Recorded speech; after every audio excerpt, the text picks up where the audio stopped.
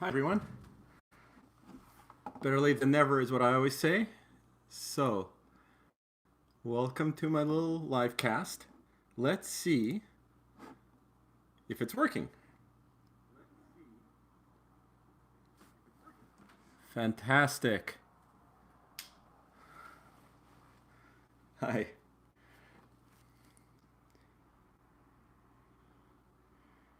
Welcome.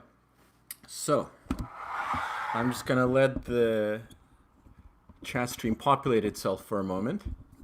Hi. Oh, thank you. I love you too.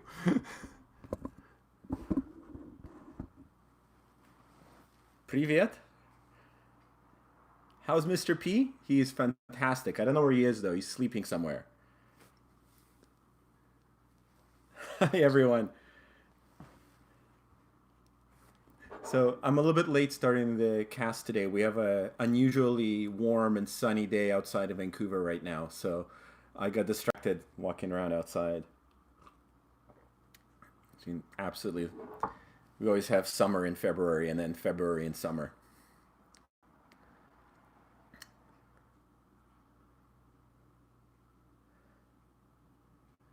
Right. Aw. Well, you guys are very welcome for the videos. I'm getting a lot of people saying thanks in the chat stream, and your thanks is always appreciated. It's always really nice to hear feedback from people that my videos are actually useful to somebody. Hi, hi. Fern is squishing her cat. Good job. Hope it purrs for you. Hello from Malta. Oh, that's cool.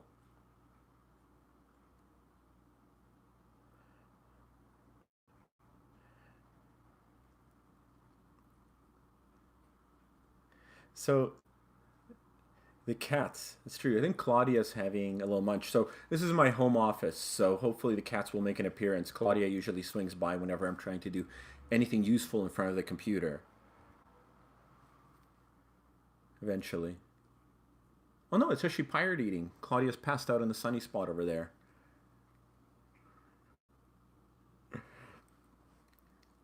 Hello from Poland. Oh, Dziękuję.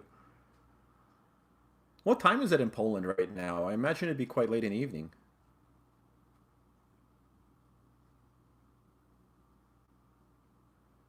And it's hello from Austria. What time is it in Europe right now? Anybody? Any European viewers? 10 p.m. Cambridge, Denmark. Oh, I love Denmark. Spent some time in Copenhagen. Lovely place. And hello from Canada. Greetings, country person.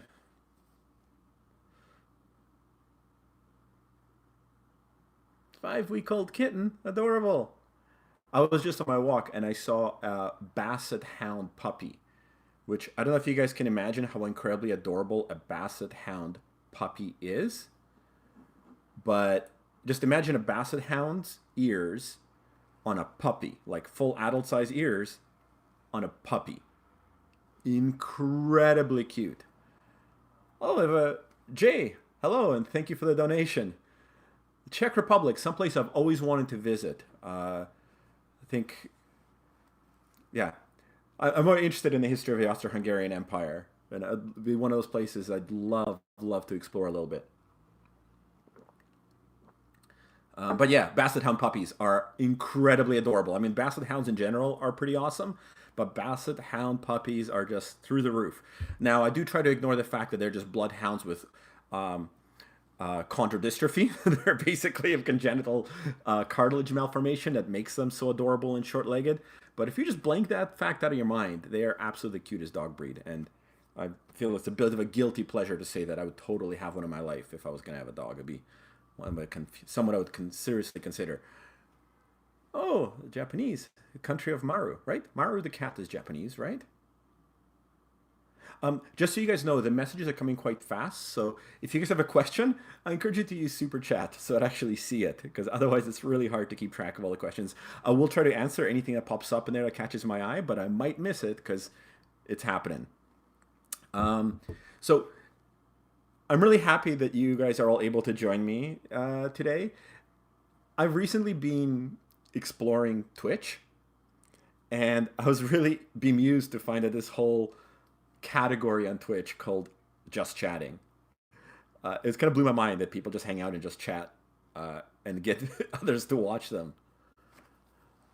Oh, there's an interesting note here saying about how to get your fractious cat to the vet and covering gabapentin. Thanks, Joanna. That's actually a really cool topic. Gabapentin is absolutely like exploded on the vet scene a couple of years ago. So many applications. I'll talk about it in a second. Just remind me to get back to it. Susie Q wants to know how long I've been a veterinarian. 12 years. 12 years since I graduated. But of course, before that, it was 5 years of vet school. And before that, it was a couple of years of learning and stuff. So, so many questions. I'll try to get some of these questions in a moment. But I just wanted to say that, so just chatting on Twitch blew my mind. So I thought that I was going to try to just hang out and chat. I want to do a bit of a Q&A. I'll be happy to answer some of your questions. And I just thought I'd see what it would be like to just hang out on YouTube and chat with people and interact and see how things go. And hopefully the cats will make an appearance. Unfortunately, I don't have a camera person because then I'd ask them to swing around. And Claudia is just stretched out in the sunny spot. I would get her for you guys, but I'm honestly, my conscience won't permit me to like disturb this cat who's so incredibly cozy right now. Is it okay to hold a cat by its neck? No, it's not. I mean, you can pet them, but no, I have a whole video on why you shouldn't pick up a cat by the scruff, so I encourage you to watch it. So what if squish method... Zeniata. That sounds Polish. Building on Joanna's question, what if squish method does not work? I have a cat that her vet calls next level in terms of stress from vet visit. Okay, I'll answer that. So squishing always works. But, okay, so dealing with a stressed out cat during a vet visit is very different from dealing with a cat at home, right? So when we're dealing with and some cats do get very stressed during vet visits. They have a big fight or flight response, freak right out. It can be quite hard to deal with. So in the vet clinic, when I'm dealing with a cat who, we call them fractious cats. It could be that they're scared. It could be that they're outright aggressive. It could be that they're in pain and kind of bitey. Nipolit Karetny. Спасибо за рубли. I have no idea what the conversion rate is, but thank you very much. So in the clinic, you will deal with cats who are just dangerous to work with. But we still have to help them. One thing I learned in the first year of vet school is you never let the animal win. They might want to kill you. They might want to run away, but we have to help them, and we have to help them despite the fact that they don't understand that we're trying to help them. And squishing does work in this context, but it's kind of some next level squishing. And yes, I can read Russian. The name Yuri might have tipped you off to this. So in the clinic, I use a towel. And I say that there's nothing you can't do with a cat if you have 2 competent assistants and 1 good thick towel. The towel, you squish through the towel, and you have to be, I like to say, firm but gentle, assertive but proactive. You have to squish really hard. You have to really coordinate, and you can work with them. So it does work, but again, if you have a cat that's really dangerous, you're probably not going to want to use your bare hands to compress them. Because remember, the whole principle of making cats feel safe and secure as you compress them, and also engaging those extrapyramidal tracts I talk a little bit about in my video, to basically make them push against you, which frees them in spot, really does work. And again, if you do a cat burrito or just put a towel over them, it protects your hands a little bit. So it is a method that can be used. And again, my videos are made for people who are at home and like pet owners. So it's not, if I was going to make a video on cat handling or aggressive cat handling in clinic for a veterinary audience, it'd probably be a little bit different than what I made for all of you guys to watch. But the principles would still be the same. So I hope that answers your question. And it also... Yeah, and I hope that you have a slightly easier time next time you go take your cat to the vet.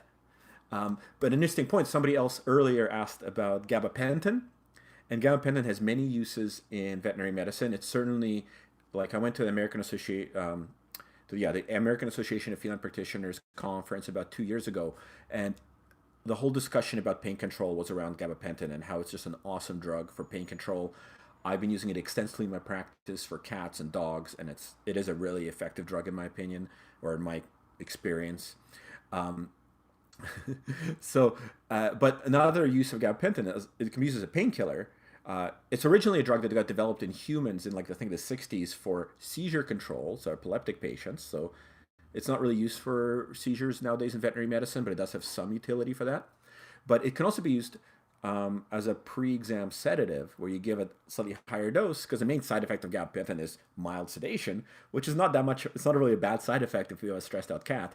And yeah, some cats and dogs, you give them a dose of gabapentin, usually about 20 milligrams per kilogram, which is 2 to 4 times what you'd use for just like average pain control, and it chills them right out and makes their visit to the vet a lot less unpleasant for them and a lot less unpleasant for their owner and the veterinarian. So it is a really cool tool to use. And I really encourage all of you that if you have a cat who gets stressed going to the vet, talk to your vet about maybe getting some gabapentin doses and giving like about half an hour to an hour before your vet visit.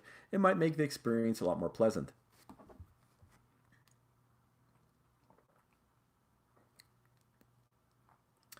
All right. Sorry, guys. I might have missed a bunch of questions, so feel free to repeat them at your leisure. Feel free to use Super Chat, get my attention, and I'll do my best to engage with you guys. Veronica Theodoridoy. Thank you very much, and that's a really cool name. And happy Valentine from Sweden. Thank you.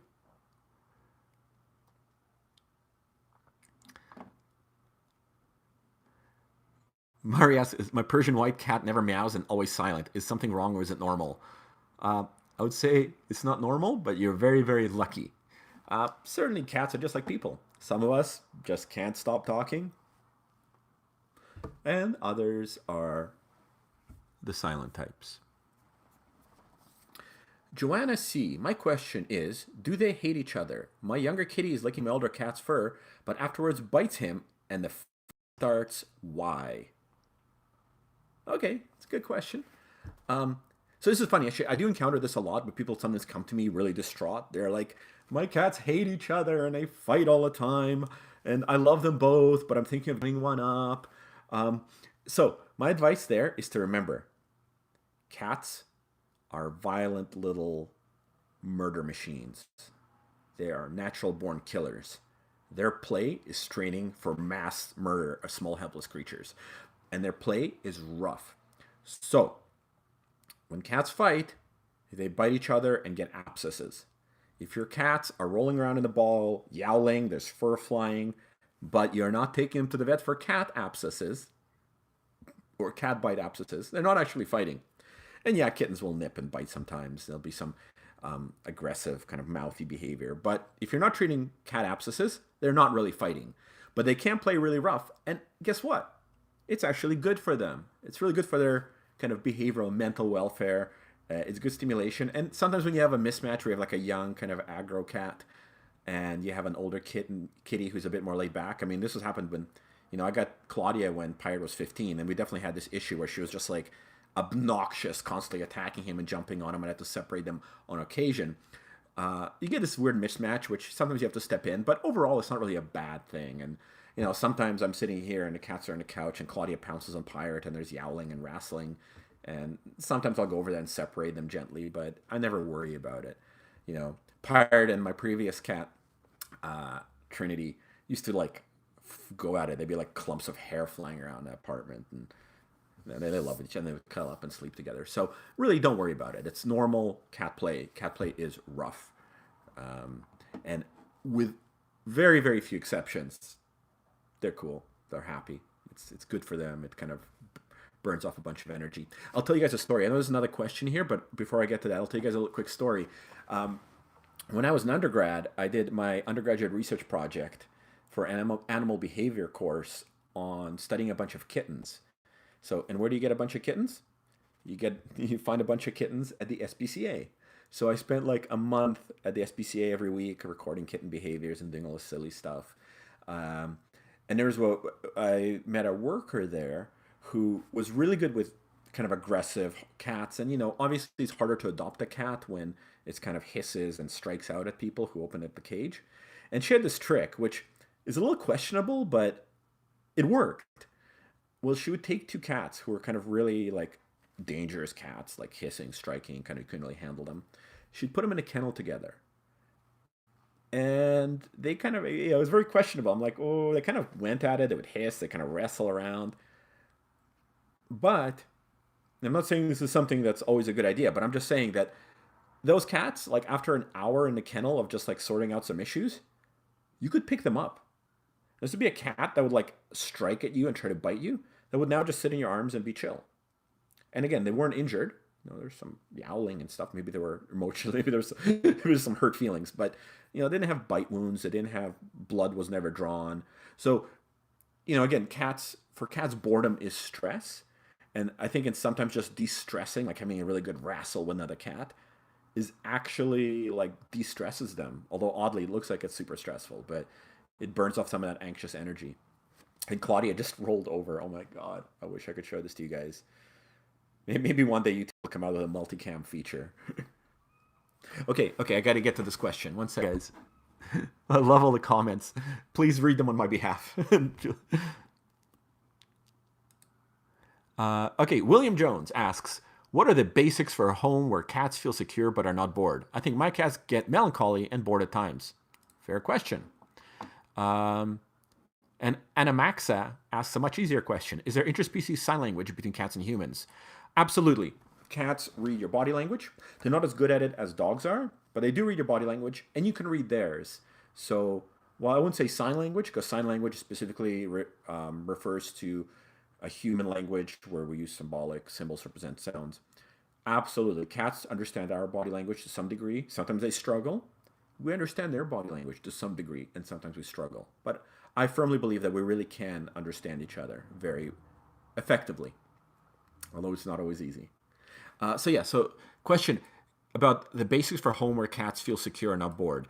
I did mention this a little bit in my last video, the one on why do cats pee inappropriately. So I encourage you to have a look at that. But yeah, there's a lot you can do to make your house more interesting for cats. It's probably more than I can go into in depth right here. But there's a website called the Indoor Cat Initiative. It's run by the Ohio State University School of Veterinary Medicine. There's a link to it in the description of the Why Does My Cat Pee Inappropriately video. And I encourage you to go there because they do a really good job of outlining all sorts of strategies of how to make your house more interesting and exciting for cats.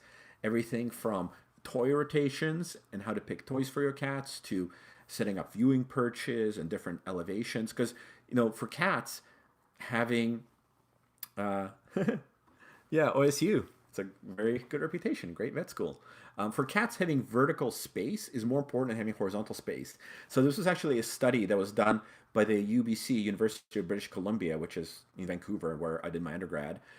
The animal welfare program there, one of the master's students did a study that to help SPCA to design group housing for cats more efficiently. And they found that having vertical space is more important than having horizontal space for cats' kind of mental welfare. So if you have a bunch of cats in a space, rather than have a big open space, you actually can have a fairly small floor space, but if it's like a tall area with lots of perches and stuff, they distribute themselves vertically and actually show less signs of stress. So that was a really cool finding that kind of helped everyone, like all SPCAs in North America, but everyone in general, to like design housing for cats that was more cat friendly, right?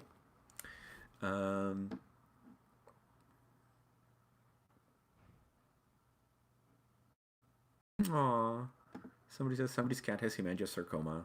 That's a tough tumor to deal with. But you know what? When you're dealing with a cancer like that, it's extra important to squish your cat gently and give them lots of TLC and love and really, really enjoy the time you have with them. Corvar asks how to bathe my cat. The answer is carefully or dynamically. I actually find giving a cat a bath to be kind of sometimes an exercise in juggling. I'm gonna make a video about it someday.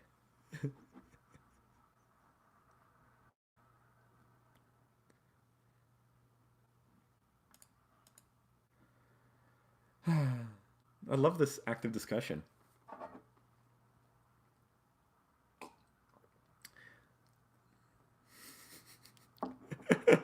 Oh, you guys are hilarious.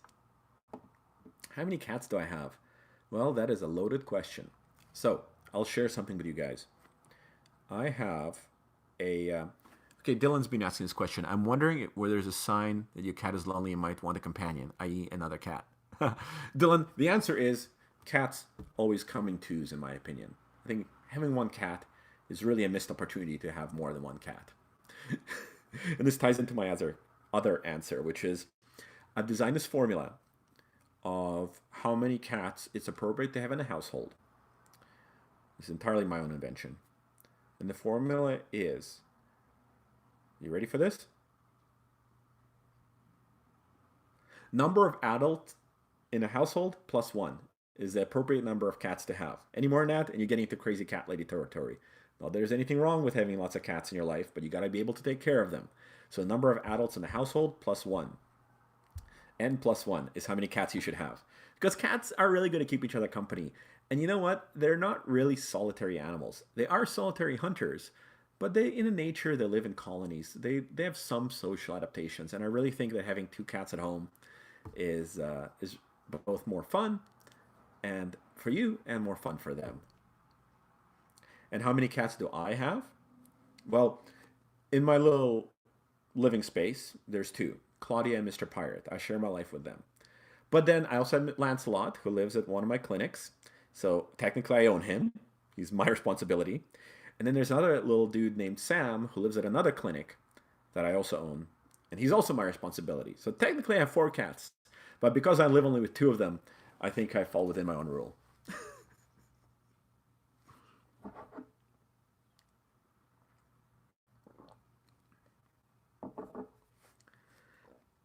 But yeah, it's always, I know, it's always nice to have cats who, yeah, it's nice to have cats kind of keep each other company and hang out.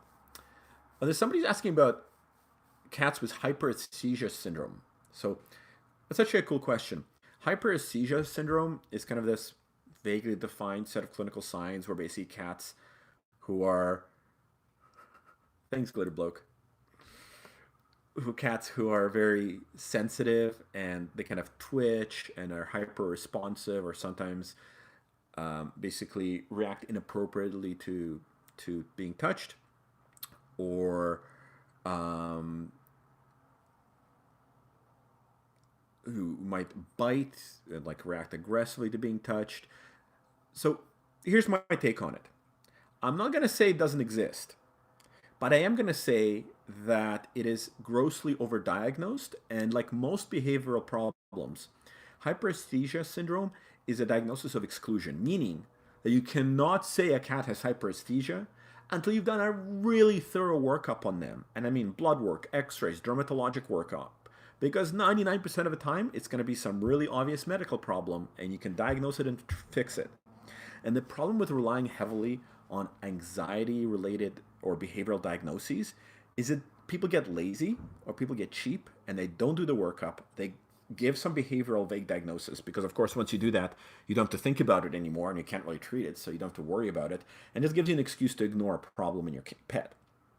In reality, most of these, like hyperesthesia syndrome, most of these are going to be skin allergies, bladder stones, back pain, other like there's going to be a ton of reasons why this happens and like I don't think I've ever actually diagnosed a cat with it because whenever people come to me and say my cat has hyperesthesia syndrome or it looks like hyperesthesia syndrome, I would just figure out what it actually is and fix it and it goes out. So while it may exist, like most behavioral diagnoses, I think it's a diagnosis of exclusion and a diagnosis of last resort and really should not be the first thing you go to.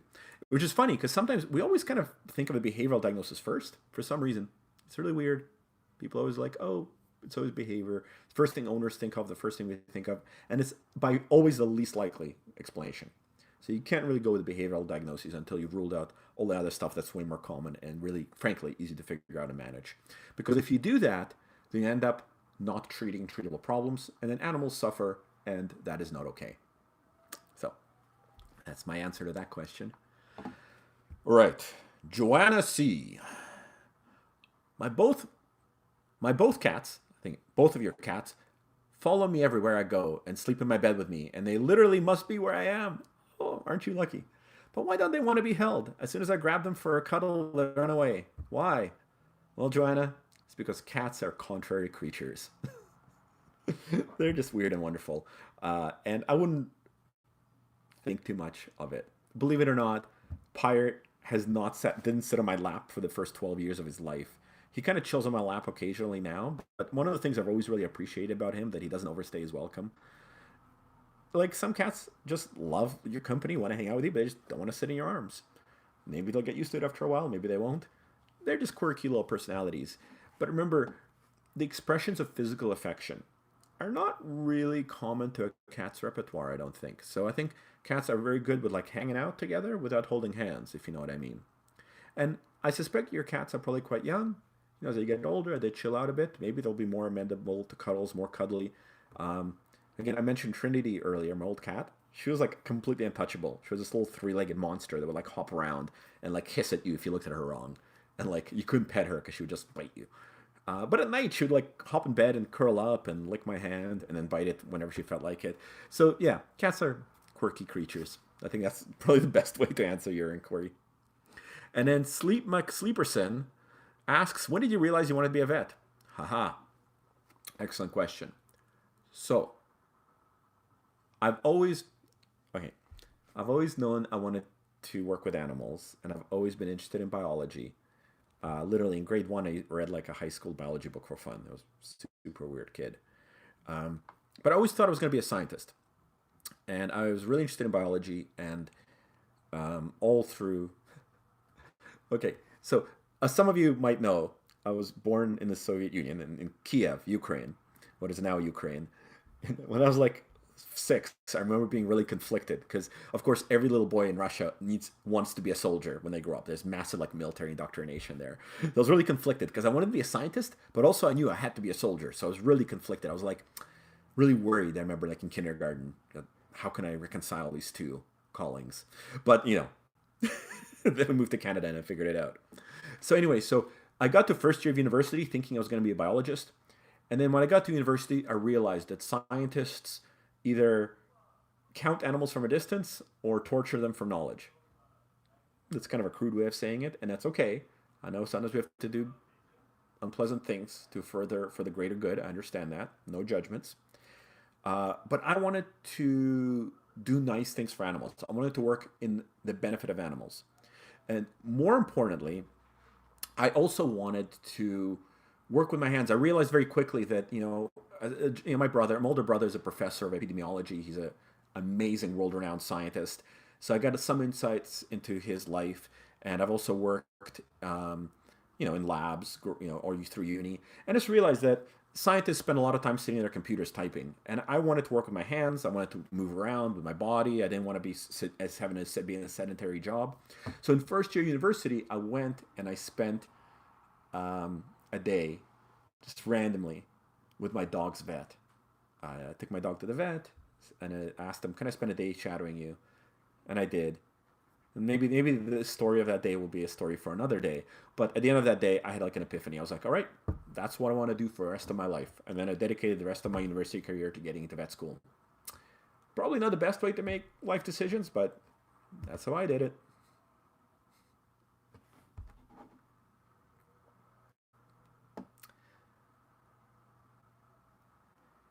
Okay, Momo asks, "Is it okay to use fragrance-free baby wipes to wipe cats?" Yes. There's also a couple pet-specific products that like acetic wipes and stuff. There's a bunch of them. I'm sure your vet can help you out with them. They're designed specifically for cats. Supposedly they're better because the pH of cats is different from human skin pH, so it might be safer or better. I don't know. The baby wipes are probably fine, but if you really need to wipe your cat with a moist serviette, they can get cat-specific ones. Okay. May Moon says, "I love your videos. They're very helpful for cat owners. Thank you so much for your time and knowledge." Oh, you're welcome. It's a pleasure. I hope it helps. Hope it makes your life better and your cat's life better. That's all I want to hear. There's some Ukrainians here. Awesome. It must be really late at night for you guys. Thank you for joining me. And Charlotte N from somewhere in Europe says, I have two cats. One of them vomit a lot, sometimes up to twice in the same week. What should I do? Oh, love from France. Bonsoir. The short answer is take them to the vet. So here, I'm going to say this about vomiting in cats. It is common, but it's not usually normal. So most of the time, if you have a cat that vomits regularly, there's some sort of an underlying issue. It may not be that serious. It may be fairly grave. I do plan to make a video on this, so I don't want to talk too much about this right now, but well, maybe I should. I don't know. Should I? What do you think, guys? But I'm going to say take it to the vet. There's probably a reason for it and can probably be fixed or at least mitigated. Okay. Should I talk about vomiting in cats? Is everybody interested in that?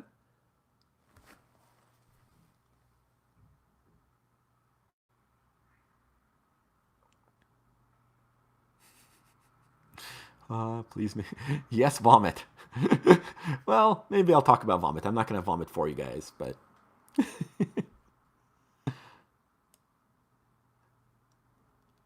cat tail disease.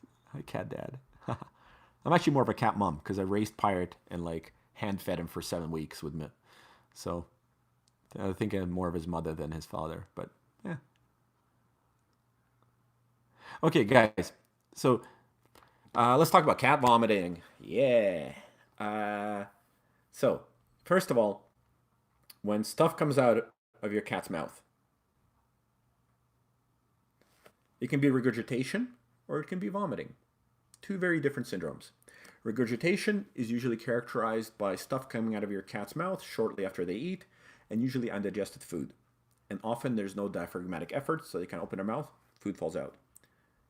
Vomiting can be happen at any time. The food can be digested, or it might just be like bilious vomiting where there's no food at all. And usually there's a diaphragmatic effort involved, so it's like this classic cat throwing up sight. And then they eat it again. Yes, and it's so gross. And when Pirate vomits, Claudia comes and helps him eat it, and it's just doubly gross. Oh my god. Um, and then sometimes they also have like hairballs, which is a whole different subset of vomiting. So that's right. Ew is absolutely the correct response to that. um, so generally speaking, vomiting can be broken down to gastrointestinal causes and extra gastrointestinal causes. So extra gastrointestinal causes can be stuff like kidney disease, thyroid disease, poisoning. Gastrointestinal causes can be things like food poisoning, eating a plant or grass that makes you throw up. It's not a bad thing, just a thing they do. Um, and of course, like stuff like inflammatory bowel disease, or cancer, foreign body obstructions. Lots of diseases can cause GI causes cause vomiting. And then hairballs are a special case of vomiting. I'm glad you guys asked me about hairballs. So hairballs, if you have like a Persian cat that's long-haired and vomits a hairball once in a while, totally normal. If you have a Persian cat with long hair and another cat that grooms them and they both vomit hairballs once in a while, totally normal. If you have a short-haired cat that vomits a hairball once every couple of months, probably normal. If you have a short-haired cat that routinely vomits hairballs, it probably has asthma. Why, you may ask? Because when cats having an asthma attack, they'll groom their flanks as a soothing gesture, because I don't know, those of you who have asthma, it's quite distressing. You have like a tightness in your chest, it feels unpleasant. So cats will suck in air, groom their flanks, and they'll swallow a bunch of hair, and then they vomit it back up. So a regular hairball vomiting cat, I'll always work them up for asthma, and most of the time I find it. And there's other symptoms associated with it, such as open mouth breathing, exercise intolerance. Sometimes they just hack without bringing anything up, which is actually an asthma attack. So yeah, definitely a very common cause for hairball vomiting is actually asthma. And then you can usually just do a chest X-ray, and if you're good at reading chest X-rays, you can tell if the cat's asthmatic or not based on that. Sometimes you have to do more workup, but most of the time X-ray is more than enough. So yeah, that's why I say if a cat vomits regularly, you should go to the vet, work it up. One of the more innocuous yet common causes is just food allergies. Sometimes it's basically food responsive IBD, food allergies. It's also anonymous. Sometimes cats will just vomit because of that. So yeah, that's kind of the short and dirty on cat vomiting. I really shouldn't. That'd be a great video topic. I'm going to make one someday. I'm planning to make a batch of new videos soon. I've been very, very busy all of last kind of 9 months with a bunch of clinical projects, and I definitely want to get back, make a few more videos, and get back to like at least a monthly release schedule. I'm just been super slack lately. Always feel very guilty about it. Okay, Perti Orn asks, how does a cat body react to a couple of days without food or water? And what would be the advice to give to the owner of the cat in these situations? Feed the cat would be my advice. Look, first of all, any animal without water will die in like a couple days. Withholding water is never okay. It's a huge life-threatening stressor. It is considered an act of animal cruelty without access to water. No animal should ever be left without access to water. I don't know if I can be any more clear about it than that. Without food, we can do a lot better. The caveat being is that obese cats who don't have access to food are prone to developing something called hepatic lipidosis or fatty liver disease, which is a life-threatening metabolic disorder. So a fat cat should never be starved. In general terms, though, most species, they'll start producing less gastric acid within 24 hours of not having food, and they'll usually burn through the glycogen stores, which is a type of energy reserve in your liver, within 24 hours, and then start converting their metabolism to utilizing fat. So they undergo certain changes. Cats don't deal with starvation terribly well, and certainly, especially obese cats, should never be left without food, and no animal should ever be left without water.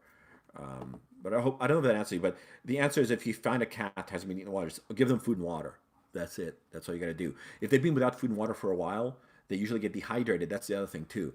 Is cats do get a lot of their water from their food. So a cat that's not eating is dehydrated. So ideally, you want to take them to the vet, usually for some fluid therapy. If a cat hasn't been eating for a couple days, that'll make a huge difference to their well-being and also prevent a lot of the, I guess, complications of starvation that can develop.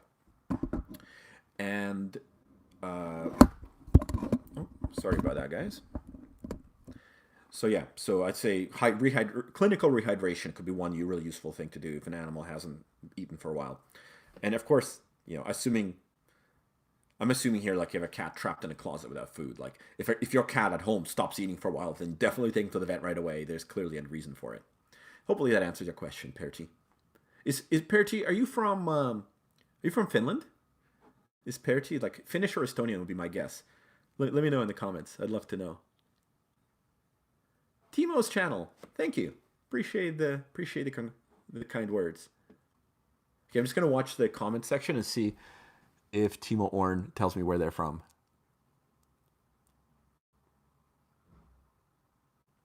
Is there something that can make a cat gain a lot of weight and then lose it just as suddenly? Yeah, diabetes. If you have a fat cat that suddenly loses weight while still having a good appetite, I would really go get their blood sugar managed, because that's the classical presentation for a diabetic kitty. Because diabetics will have a good appetite, they'll eat lots, but because their body isn't absorbing, or their muscles aren't absorbing sugar, they'll lose muscle mass and get skinny. Finland. Oh, it's so nice to guess right.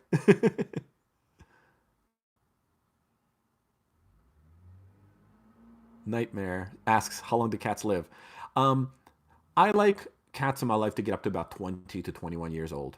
We can't always do that, and they rarely get up there without some medical help, because most cats will tend to develop health issues around the age of 12 to 15. But I'd say 20 years is a nice lifespan. I've heard of a few cats living past 21, but it's both rare and questionable. Oh, here comes Claudia. Dee Dee. Claudia. How? Wow. Come say hi. I'm sorry, guys. You got to get cat assed here. I'm sorry. My apologies. I'm sure everybody understands. Meow meow. Gwen Diagram says, my cat is overweight at 5.2 kilos, and I'm weighing her food to give her 50 calories a day. Is this an appropriate amount? Yes, it's very by the book. What I recommend with weight loss is just weigh your cat. And you want your cat, if they're truly overweight, to lose around 150 grams every 2 weeks. That is a safe amount of weight loss. I usually advise people just to feed their cat. Yeah, just to feed your cat and whatever amount of food you think is appropriate, and weigh them and then just monitor their weight, and that will inform you whether to feed more or less. And again, your target's usually about 100, 150 grams every 2 weeks. That's like conservative, super safe plan. And in general terms, weight loss for cats, I always tell people it's like a 6 month project. You don't want to rush it. Settle in for the long haul, and then you will not be disappointed. I hope that helps. But yeah, definitely weigh the cat, not the food. Pertiorn. My question was about rescued cats from trees.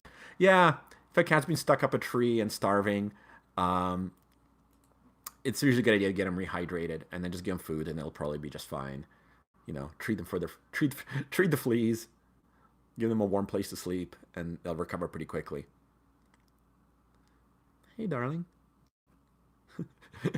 Cat petting break. Now I'm getting cat-assed. Oh, come here, darling. I didn't mean it.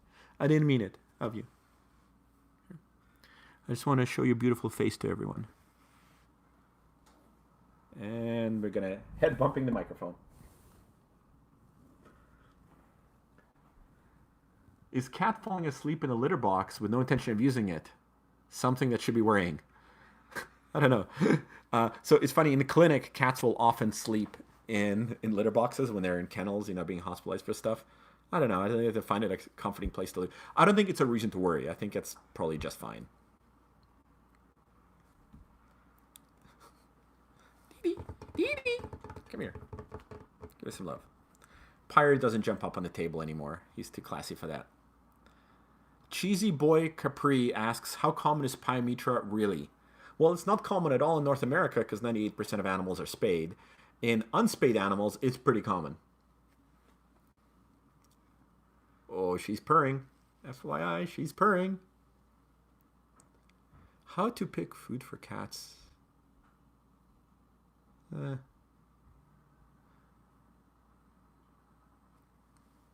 Is it okay for a cat to eat grass? Hell yeah.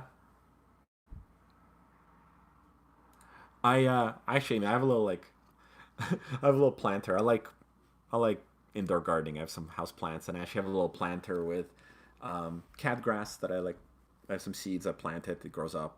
The cats destroy it, and I throw dirt all over my kitchen floor. I usually do it every few months. I also like taking my cats for outdoor walks. I have a video that's almost finished of how to train your cat to go to harness walks, featuring Claudia. And they go out and graze. Pirate loves going out. First thing he does is eat a bunch of grass and then sit under a bush. It's adorable. It's one of my favorite things to do in the summer. Bryson, you're absolutely correct. Pirate is a shoulder cat, not a desk cat. And he insists that I stand. If I sit down, he gets off. I have to be standing, and then he'll sit on my shoulder for quite a long time. And we have greetings from Poland. Let's see. How to cuddle cat, definitely. Oh, Claudia.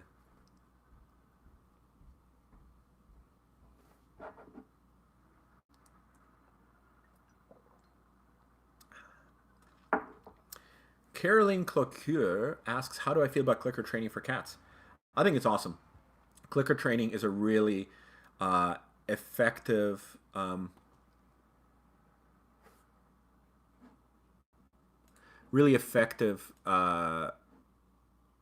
treatment modality. Thanks, Blue Rose. Yeah, it's a really effective training modality. It's great. I think it's really cool. I actually have a friend who clicker trained her rats. So it works in a variety of species. Ines Fad, can I talk about CKD? I can. I'm planning to make my next clinical video is probably going to be about it. It feels a little bit too much like work right now, so maybe I won't talk about it right away. She really loves Eastern Europe. That might be an overstatement. I have some historical connections to Eastern Europe. I think it's kind of cool. I haven't been traveling to Eastern Europe yet, not since we left it as a kid. On the other hand, I do love the Netherlands. I've been to Netherlands many times. My brother did his PhD there, and I lived with him in Utrecht for a little while, and I've been back to visit a couple times. I adore Netherlands. I mean, I really like classical art, so, Dutch painters, right? Going to the Rijksmuseum in Amsterdam is divine.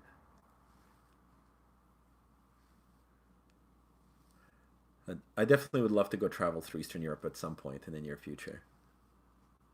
Yeah, I definitely want to make a video about catwalks. It's really fun activity. Astelzia asked me where I've been. Well, I've been running 3 clinics and incredibly short-staffed and stressed, and so I haven't been making as many cat videos as I'd like to be. But we just hired some new staff in November, and they're kind of getting up to scratch right now. So I'm hoping this will open up my schedule a little bit to do um, more YouTube stuff and planning to make a few more videos. And yeah, I do visit the US quite regularly. I mean, Seattle is just like a 3 hour drive from Vancouver, so I go there quite regularly. Hi. Okay, so Gage Kidabo asks, why does my cat like to be thief? One sec. She seems to prefer when we put her food and water in people places where she thinks she's getting away with it. I don't know. I think she's just living up to her natural criminal nature. She's being true to herself.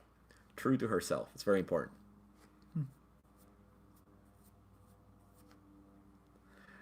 Is it okay to bring treats for a cat during a vet exam? Oh, absolutely. It's so nice to have treats that a cat likes. I always have treats in my room, like hypoallergenic treats I offer to cats, but they don't always like them.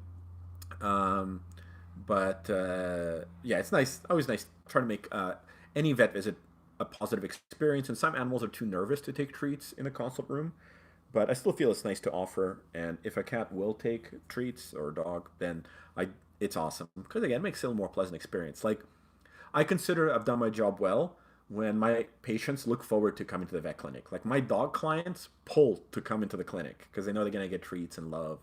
And when my cat clients tend to be super chill, sit on the exam table, grooming themselves, they're super relaxed, then I know we've done everything right. Joanna C. Hi again. My older cat bites and eats the wooden corners of my bed when I sleep. Why? He's been doing this for over a year every morning. Why? It drives me mad. Uh, Probably he's a jerk. That's why. Um, I could say that maybe you should have his teeth examined, make sure he doesn't have gingivitis. Although I suspect if he had dental pain, then he wouldn't be biting a hard object. More likely, he just likes the texture and he enjoys gnawing on things. Maybe it reminds him of gnawing on bones, because terrifying carnivorous ogres who want to drink marrow from the bones of small helpless creatures is cats. So probably reminds him of that. Um, Maybe I could make a suggestion with that regard. Uh,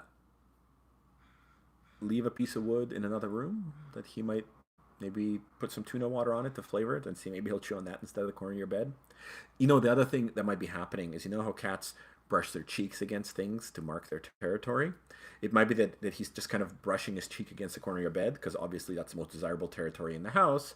And then he just kind of gets a little annoying just as a sideline. So maybe just covering the corner of your bed with something like tinfoil that cats really hate might stop him from chewing on it. Just a thought. Roberta Roberts says, my cat has an allergy that makes her overgroom to the point of mutilation. Is it possible that it's just stress, even if the Depomedrol helps? No, it's an allergy. Also, yeah, chronic steroids are not the only way to manage cat allergies. I prefer doing it with something like cyclosporin. It's relatively affordable. It's a little and has much fewer side effects than corticosteroids. So Depomedrol is like an old school solution. Like you give a cat an injection, they're good for a week or two. It works for like allergies that are seasonal. But if your cat needs it all the time, I would look at other options. Oh, Claudia, no. Claudia has this habit of stepping on the power button on my computer and shutting it off. Naughty cat. Yeah, so I would suggest looking at options that are not corticosteroids for long-term management, up to and including things like immunotherapy, which actually can cure allergies. Ah, away with you. Away, away. There we go.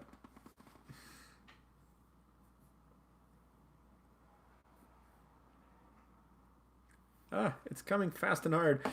Sorry, guys, I can't keep up with all these comments. So many questions. Oh, thanks, Audrey. Happy to hear you enjoy my channel. Oh, on Arrow. Yeah, that's me. I've done a couple episodes of The Arrow. That was dope. Really privileged to be a part of such an epic show. Excuse me, guys. I'm just gonna get a drink of water and then I'll come back and address Cambridge Happy Bunnies question. Just 1 second, please.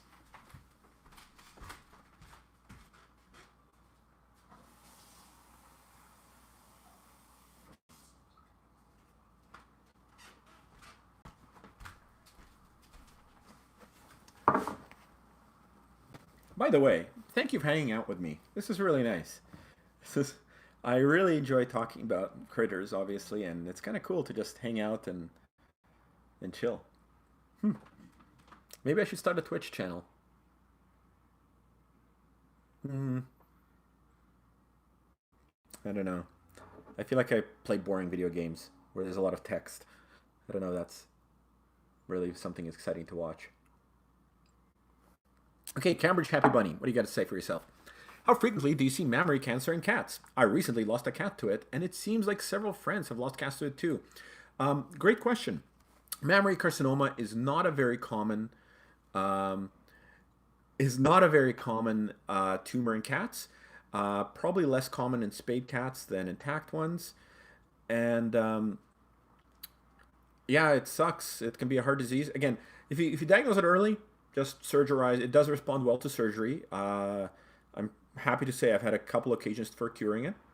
But you do have to get in early with surgery, and it does require aggressive, like unilateral or bilateral mammary resections. So you got to have a good surgeon in your corner. But yeah, it's not super common, but it does happen. It's not like obscure at all. All right, what do I got to say? What games do I play? um, okay, so video games are like my secret sin. I would have taken over the world by now if I wasn't addicted to them for most of my youth. Um, I like a lot of games. I like first person shooters. I really enjoy like role playing games, like every like the new Shadowrun reboot and have been like Shadowrun Hong Kong was like fantastic. Like that's the kind of games I enjoy, or like Torment, Tides of Numenaria, as well as the original Planescape Torment. I really like those kind of games. Um, yeah, I have a pretty broad range of tastes, but that's usually what I get into. Lately, I've been playing Battlefleet Gothic Armada, which is like beautiful and fantastic, but that might be a little bit off topic. Yeah, Matt, just chatting section on Twitch. Thank you for noticing that. Literally at the beginning of the stream, I said that like I discovered this, and I was like, "What the? People watch somebody just sit there and chat? I gotta try this." Okay, somebody had a question here about CBD. Okay, guys, I totally gotta make a CBD video, but here's a sneak preview. It's all bullshit. Doesn't do any good. Do not rely on it to help your cat when they're suffering. Dylan Doherty asked me, "What is your opinion on raw food diets?" Oh my God, Dylan, you're trying to start trying to get me to trouble. I don't like to speak about diets too much because people tend to get really passionate about them. I feel like people will like take my word on like anything and trust me. I can tell you your cat has cancer and needs $6,000 worth of surgery and chemotherapy, and people will be like, "Cool, Dr. Yuri, we'll do that." I tell people something about their pet food, and they're like, "You are a shill for the corporate machine. You're just lying to me. I hate you. I'm gonna go leave an angry review and never come back here again." So I'm very cautious about talking about foods. What I can say is that just think about how eating raw meat is probably not a good idea for anyone. Um, and definitely, and there's no evidence, there's no scientific evidence for any kind of benefit of raw food. And there are scientific papers out there demonstrating that animals who are fed raw food have a higher incidence of gastrointestinal infections and also shed bacteria that are dangerous to humans, like Salmonella, E. coli, and Campylobacter, uh, at a greater than zero rate, whereas animals fed kibble do not shed them at all. So you can make your own conclusions from that data. Josh, I did not guest star on Arrow. I had a tiny, tiny like actor role. It was definitely not a guest star. But thank you. The guest star means like you're like the big bad guy for the episode or like have a major role. I definitely did not do that. Not quite there yet. But it was dope. It was really awesome professional production. Very it's a show that was running for many years, so they had a really good crew. Very organized. Really nice. They took really good care of their actors. Um, yeah, it was just really cool. It was a really great experience. Um, and it was like an honor to work with like fairly iconic show for somebody who's just not a well established actor. So I was really really happy to have the opportunity. Ah, Alex Lipschitz says, "Our cat Couscous. Is that kiss kiss like come here kiska, or is it couscous like the grain? I'm curious. Is thankful to you for he's happy, healthy, and devoid of anxiety, and so are we. Awesome. You know what? Sometimes all we can offer people is peace of mind, and I still think that that has some value. So, thank you."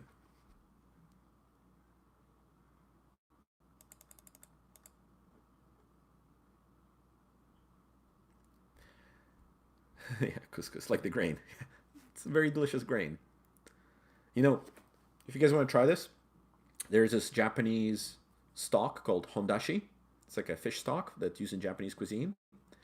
Make some couscous and like a teaspoon of hondashi in there.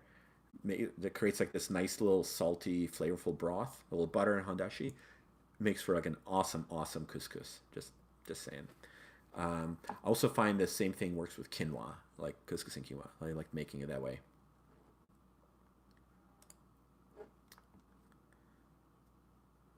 Joanna, you have a question about your 2.5-year-old cat who's never purred. Why? Um, Interesting question. So, Mr. Pirate hadn't purred. Like, okay, so, I hand raised Mr. Pirate, and then I feel like, I did a mediocre job as a cat mom. I, uh, I taught him, I didn't teach him very many cat skills. Like, he didn't know to jump until we lived with other cats. He used to just scramble up the corner of my bed, and then we moved in. This was back in vet school. I moved in with my girlfriend at the time, who'd had two cats, and then within a week, he learned how to jump. He didn't purr until he was like 10. Now he's like a little rumble machine, but Pyre just never purred. He was super, like, I mean, he was in love with me from day one. I'm in love with him. We're best buds forever, but he just didn't purr for like a decade. I don't know why. I just assumed it was because he just didn't didn't know how to, or I don't know. We used to hang like once he lived with a cat who purred. Maybe he learned from her. I'm not sure why your cat doesn't know how to purr, but it sounds like you have multiple cats.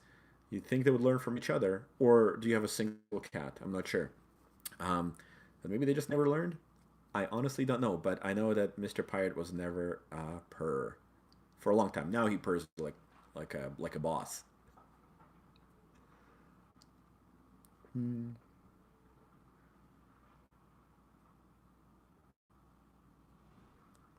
Oh, that's an interesting question. Psychic Liquid asks, "Why does my cat do the wiggly butt spraying motion even though he's neutered?" Probably Dante. Cute. Dante.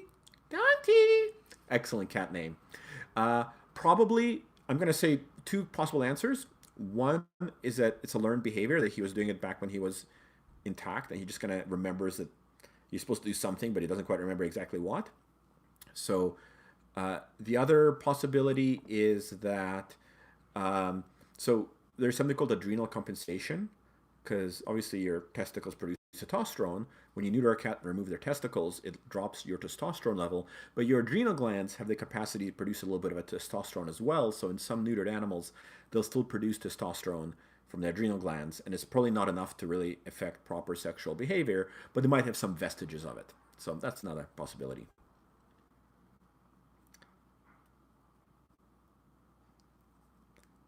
What is the meaning of purring? Oh, that is a deep question. And yes, Miguel Rogue, I am in Canada, Vancouver, Canada, Vancouver, BC. I mean, purring, cats tend to purr. Um, I mean, I don't know if anybody really knows why cats purr. I don't think there's a definitive answer.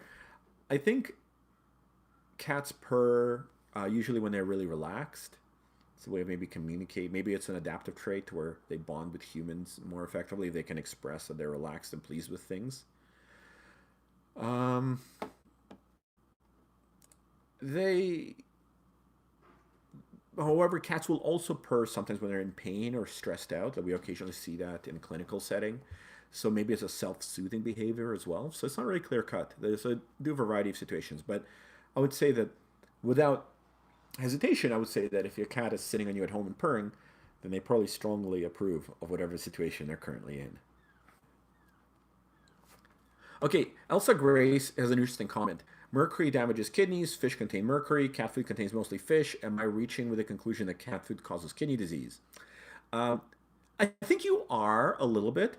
So only certain types of fish accumulate mercury, and there's actually like human consumption guides where it's mostly top of the food chain predator fish, like say salmon, I think is one of them. Don't quote me on that. Might want to check yourself. But yeah, there's certainly recommendations that you don't want to eat certain types of fish more than like 2 or 3 times a week, because if you eat them like 7 days a week for years, you may get dangerous mercury accumulation. I don't know if that kind of fish is necessarily present at high proportions in cat food. So, and a lot of cat food doesn't have any fish at all. So I wouldn't think it's a major concern. No, um, unless your cat eats nothing but like high food chain predator fish, which it shouldn't anyways, because you shouldn't have a cat that eats only fish. Please join Twitch. Oh, because you know what? One thing about Twitch is I think you have to like stream 3 times a week minimum to actually have like an active channel, and I just don't think I could make that kind of time commitment. I'm pretty stretched in a bunch of different directions. It's a cool thought though. I know I do like the idea of playing video games and making money doing that. That's like everybody's dream, right? Yeah, I think tuna is one of the higher food chain fishes. Just too bad. I love tuna. One nice thing about Vancouver is that there's fantastic and really cheap Japanese food here, and I love tuna sashimi and sushi with tuna in it. I adore it. But yeah, it's probably shouldn't eat it 7 days a week. No, literally, like sushi in Vancouver is like your cheap, easy fast food you go to. It's like McDonald's. It's kind of neat. We're very fortunate in this regard because I realize in most places in the world you can't really get fantastic cheap sushi everywhere.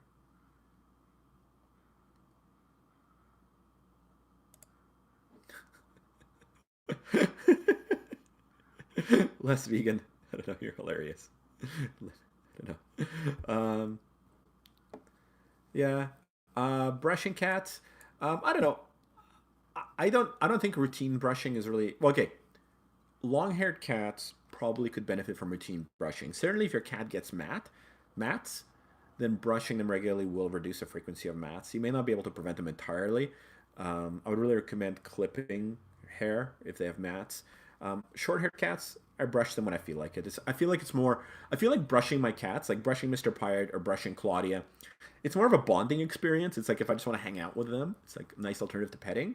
Not really something I have to do or like has health benefits. But maybe if you have like a ragdoll or a Persian with long hair that mats all the time, then maybe regular brushing would be a good idea.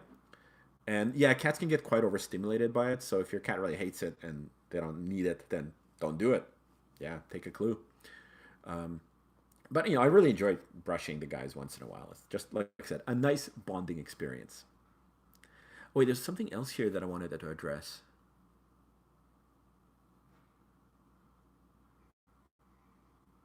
The licking plastic isn't bad for cats. It's just as long as they don't eat it. Eating plastic is bad for cats. Why do they like to do it? I don't know. To be contrary. Oh, cats insist drink. Yeah, so cats love drinking from cups. I don't know why. Pirate used to be a jerk, sticking his head in every little glass until my ex flatmate flicked him on the nose once, and then he stopped. I don't know. I think maybe it's just a again with dogs. They often look at human food as a desirable resource because they're very like, if you're a high status animal in the pack, whatever you're eating is what they want to be eating. I'm not sure that cats have the same psychology. It could be just that they're curious as to what's going on, and you're fiddling with like a cup, moving it around. They look into it, and they lick whatever's in there. So I don't know if they really have a status drive like dogs do, but cats sticking their head in your glass is certainly a common phenomenon. Okay, Eugenio Negron says, my cat has coughing or hacking when he drinks water every time for a year and a half. Since we've had him, what could that be? Huh. Eugenio Negron, I'm going to guess from Mexico or somewhere Central South America. Um, so, coughing and hacking after drinking water should not be happening. If you have a kitten, if you have a really young cat who um, makes a weird choking noise after they drink, I would be concerned about things like congenital malformations, such as a cleft palate, for example. I would probably have that checked out. It could be diagnosed pretty easily with just like a thorough oral exam. That would be my main concern. And it's weird, young animals that choke after eating. Again, they could be malformations either in the aortic arch or in the esophagus that can cause that. If it's only after drinking, though, I don't know. That's a bit weird. Um, in older cats, you can definitely get swallowing abnormalities and cause it. Again, a younger cat, I would check for things like cleft soft palate probably, or cleft hard palate first and foremost. Oh, the beginning of Pennsylvania. Well, that's nice. So my brother lives in Pennsylvania right now. He's in Philadelphia. Oh, cool. I've been there. I visit at least once a year, or maybe every other year. Danny, what's the best way to address the problem of mass amounts of feral cats and cats without homes living outdoors? I feel killing them is cruel. Are trap, neuter, return foster programs the only solution? Okay, that is a really cool question. I'm really glad you asked it. So, um, couple things. Okay, I'm not an expert on shelter medicine, but I've learned a little bit about this in my life. Um, so, killing cats is not an effective method of population control. Why? Because because they breed really fast, and one male can impregnate a ton of females. So it just whenever you kill an animal, you take it out of an environmental niche, and that niche will typically get filled up by another animal really quickly. So killing them is not effective. Uh, Trap, neuter, release programs are because again they desex animals, and then they return them to the biological niche that they previously occupied. So they sit in that niche and prevent other animals from entering it. So they compete with other cats. So it does manage the population. Obviously, they still go on living as ferals, but because they're desexed, I guess the population grows a little slower. And the theory is that over time, the population will go down.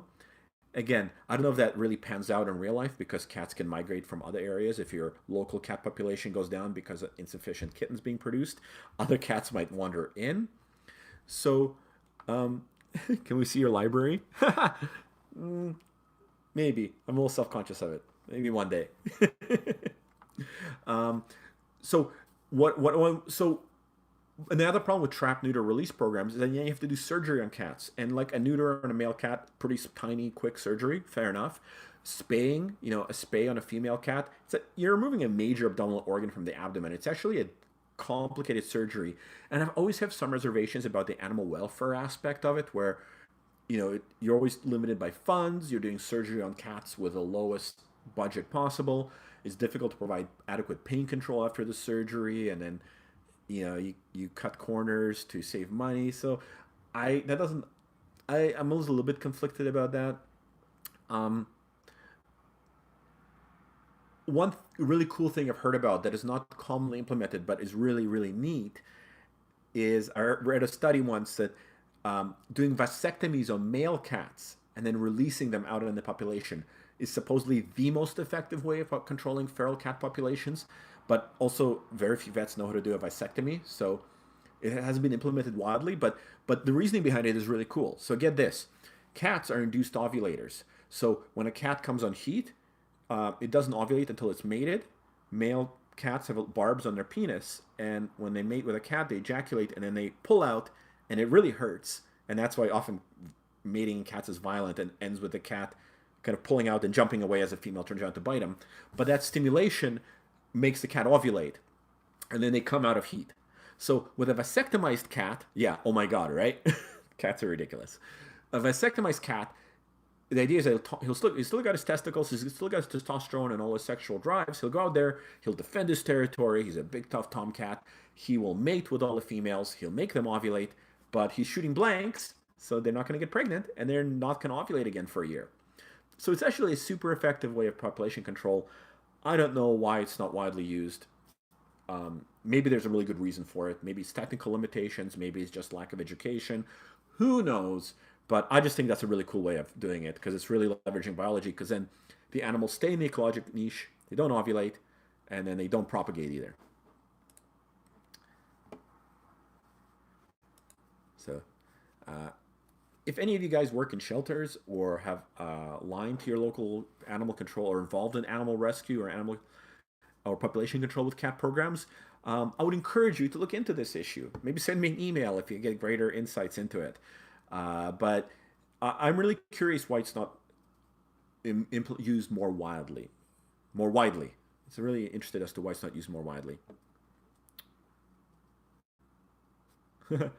um, yeah, Joanna, I don't know. I think crying while you're dissecting it.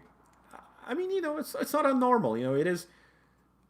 I gotta say, when I work with animals, whether it's in the dissection lab as a student or when I do surgery as a clinician now, um, I think I actually experience clinical detachment. I don't view the animals as an animal. I view them as a clinical problem. So I think that's a key skill that you have to develop when you as a medical any kind of health practitioner is you have to detach yourself emotionally from your work. I can see as somebody without conditioning and who does this once in their life would not be able to do that, and that's okay. It's normal response, I think. So they did MRI studies on human physicians showing that human doctors, the part of their brain that deals with empathy, shuts off when they talk to patients, which is a really cool finding. But it makes sense because you got to protect yourself, right? You're dealing with people who are suffering. You're dealing with grief. If you feel every patient's trauma as your own, you'd go mad. You couldn't do your job. So it makes sense that you got to shut that part of your brain down. And human surgeons, apparently, I've heard that often human surgeons really struggle during their training. People often develop a mental block around making incisions in skin because you're literally cutting another person, and medicine aside, you're cutting another person with a knife, and most of us are not comfortable doing that. So it's normal to have you have to get past some pretty strong emotional barriers to be a surgeon, particularly on the human side. I think it's easier to dissociate yourself when you're a veterinarian. But yeah, it's also why it's really hard to work on your own pets. I hate working on my own animals. I feel like the only time I question my clinical judgment is I have to take care of my own pets. It's really messed up. Um, but yeah.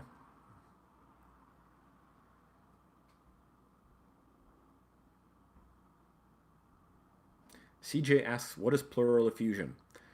It's fluid that builds up in the pleural space, which is the potential space between the lung and the thoracic wall in the chest. And when it fills up with fluid, it becomes a true space. Um,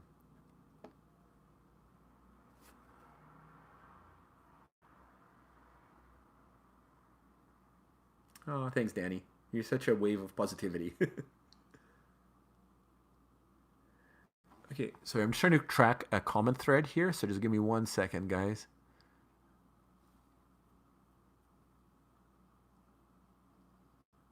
Okay, I can't figure out what the question was. Sorry.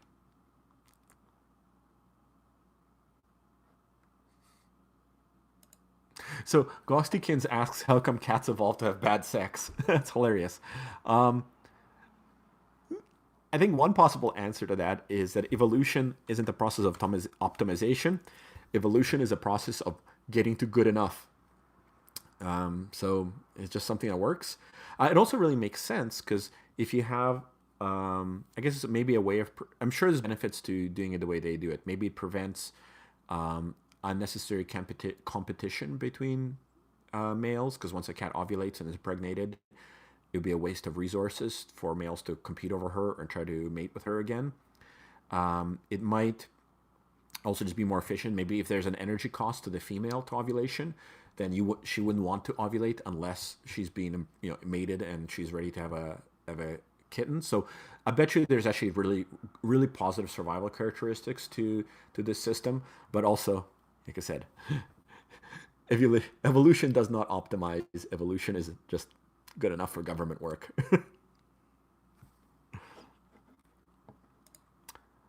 Omega 3131. I could make some videos about rabbits. I work with a lot of rabbits, and I think that there's a lot of there's a lot of information I'd love to share about bunnies. The problem is that when I make a video about cats, it gets like a couple 100,000 views, and I make a video about dogs, it gets like 12 views. So I feel like my audience is very cat centric. So I'm kind of encouraged to make videos about cats more. But I could, I think I'd love to make a video about cats or sorry, about rabbits and rats and dogs once in a while. Like I said, I'm really going to try to increase my video output over the next year as things are settling down a little bit on my other work front. But yeah, I think I definitely could, and I would like to at some point. But again, my audience wants cats, so I'm here to. I'm at the behest of my audience. Cats and bunnies. Cats and bunnies don't get along that great. I used to have a rabbit for a while who like hop around and attack all the cats and terrorize them. It was not a happy relationship.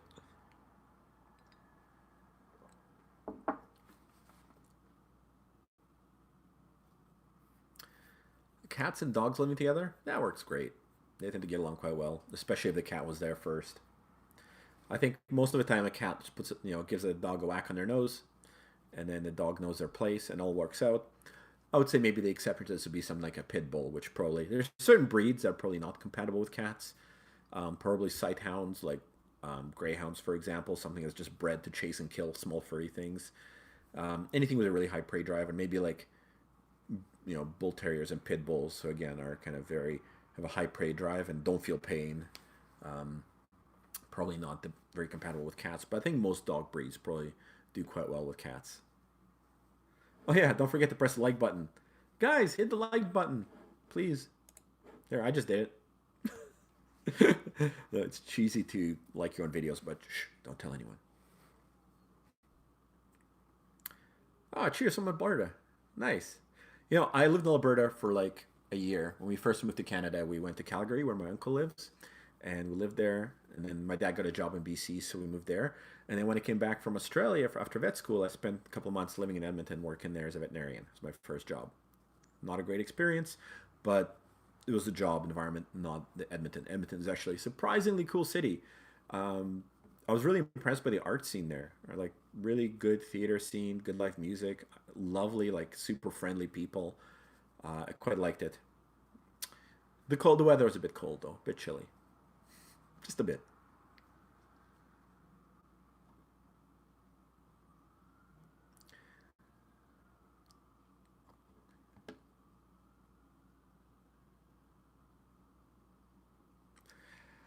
Oh, Ines Fad asked a question that is near and dear to my heart. Uh, are there dangers to giving a 15-year-old cat general anesthesia? Okay, guys, I feel this is one of the big things. This is definitely a video topic. Um, huge thing, right? Old age is not a disease. It's just all the things that happen to you as you age that are. So, if your 15-year-old cat and your blood work looks good, your anesthetic risks is not significantly higher than in a younger, like a 15-month-old cat. Now, yes, I know there's statistically there can be demonstrated to be a slightly increased risk in anesthesia with age. But most of this has to do with comorbidities and other problems. Overall, and from a practical perspective, there are always risks to anesthesia. You should always ask yourself, is the risk of not doing a procedure greater than the risk of doing it? And in general terms, if you work up a patient properly, so you do blood work, you know all their health problems are, you manage them ahead of the anesthetic, then you conduct an anesthetic properly, meaning they're on IV fluids, you use appropriate drug choices, you have appropriate monitoring, then the risk of performing an anesthetic in a veterinary hospital should be no higher than the risk of performing an anesthetic in a human hospital, which is like, one in like, I don't know, 100,000 or 200,000 cases will go wrong. So I 100% do anesthesia in animals, regardless of their age, if they need it. And yeah, I design anesthetics. If you have a patient with liver failure, there's certain drugs you should use and certain drugs you shouldn't. And I never do anesthetic on an animal without doing a blood test first, with very few exceptions, like emergencies, for example. But yeah, I do, if an 18-year-old cat has a toothache and you can't fix it any other way than removing the tooth, then I do an anesthetic, I clean their teeth, I remove their teeth, and I fix their toothache. Because it's not okay to live with pain. It doesn't matter if you're 18 years old or 8 years old. And fear of anesthesia shouldn't stop you from relieving suffering in a patient, um, as long as you do things right, as long as you do your best to make things as safe as possible, then I have absolutely no problem with it. But I do run across a lot of people who are kind of afraid of anesthesia, and it's not unreasonable, and who often they've had really bad experiences with anesthesia in the past. But remember, guys, veterinary medicine has evolved dramatically over the last decade or two.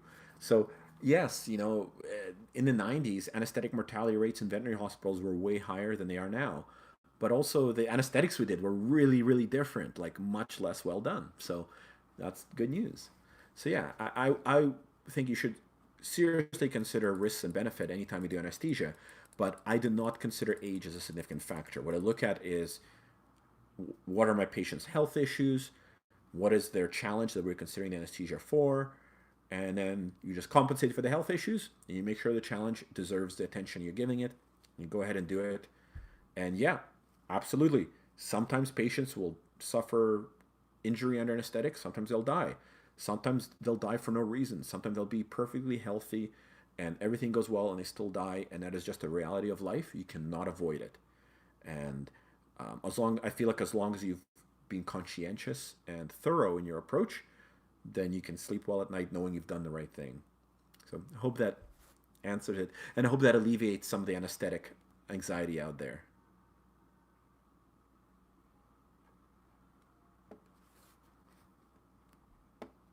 Yeah, asthenia G, resorptive dental disease. It's bad luck. Like any cat can have it. It's not associated with periodontal disease or diet or anything else. It's it's bad luck.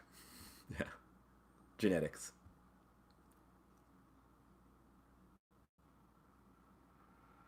We want Twitch stream. Okay, guys.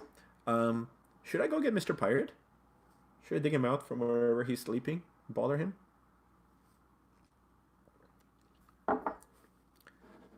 Fair Taylor, hello from Scotland. Well, hello, right back at you, lad.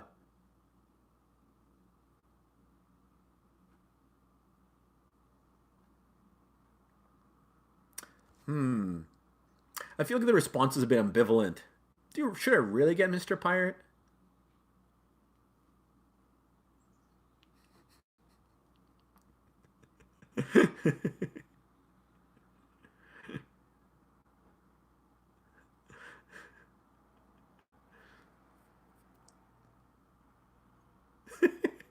All right, guys. Be right back. Let's see if I can dig Pirate out somewhere.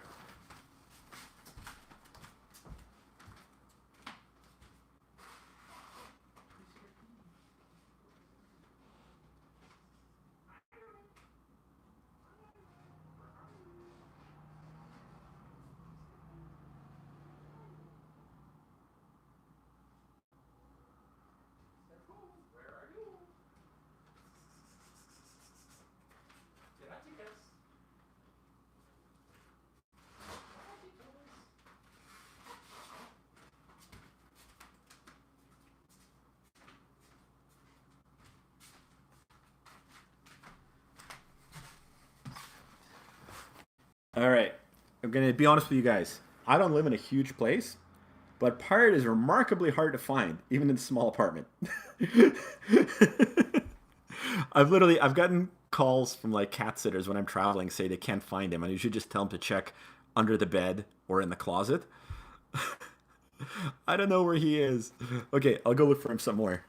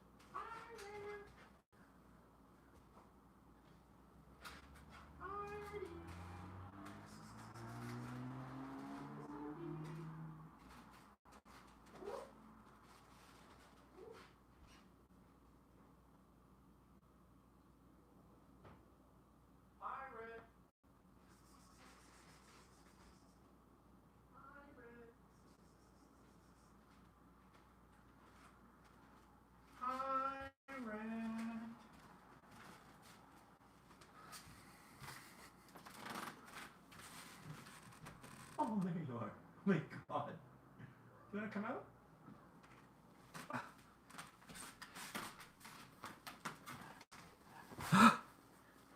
Yeah, Pirate is a cameraman. Okay, he's under the couch, behind the camera, and I suspect any attempt to retrieve him will result in me knocking the camera over. So please forgive me. But cats being who they are, they come and go as they please. So I'll catch him if he wanders out. But right now he's really, really tucked away in there.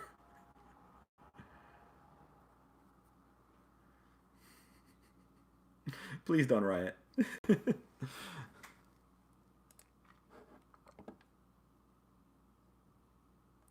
Dan Gilbert, I fully agree with you, and I'll just keep an eye. Well, we'll keep the stream going a little longer. I'll bring him out when he makes an appearance. I see I got two thumbs down on the comment stream. I assume it's people who are disappointed that Mr. Pirate isn't making an appearance. Piratey. Let's see, maybe he'll wander out. He's usually pretty good at coming when I call him. Okay, I know there's a couple people asking why their cat pounces on them in the middle of the night. And Mei Mei Ling Ling says, I play with my cat for 1 hour at night before meal and bedtime. Uh, yeah, they can be jerks that way. I would actually suggest not playing with your cat before bed because chances are you want to go to bed and they just want to keep playing. I mean, that can be a bit of an issue. All I would say is just kind of, yeah, it's a hard call. Piratey. Oh, I think that was Claudia. She's wandering around. It needs to be bribed. You know what? I could. Okay, I hate using food to manipulate my cats, but I could get some kibble out and lure a pirate out. I think he'd probably appreciate that. Okay, Dave Cahill asks if I die in my kitchen, how long before my cats eat my body? I'm gonna guess about 24 hours. That's one of the realities of cat ownership is that if you die in your apartment alone, they will eat you. Personally, I'm okay with that. If I die alone, my cats are more welcome to feast. Oh, Anamaxa asks, do we know what the ecosystem cats originally came from? That's a really cool question because understanding, um, I think understanding the ecology of an animal really helps us take care of them. Oh, Norway, hello. Um, so I think the consensus is cats kind of originated from somewhere around North Africa, Middle East. Although I've also heard theories that there's basically two centers of origin for cats: one in Middle East or North Africa, and the other one in what? And the other one in what the hell is this? Yeah, and the other one in Southeast Asia. So we know they originated from somewhere that probably has a desert climate, um, and we know that the theory is that there's wild cats in North Africa that basically look like slightly larger version of tabbies, um,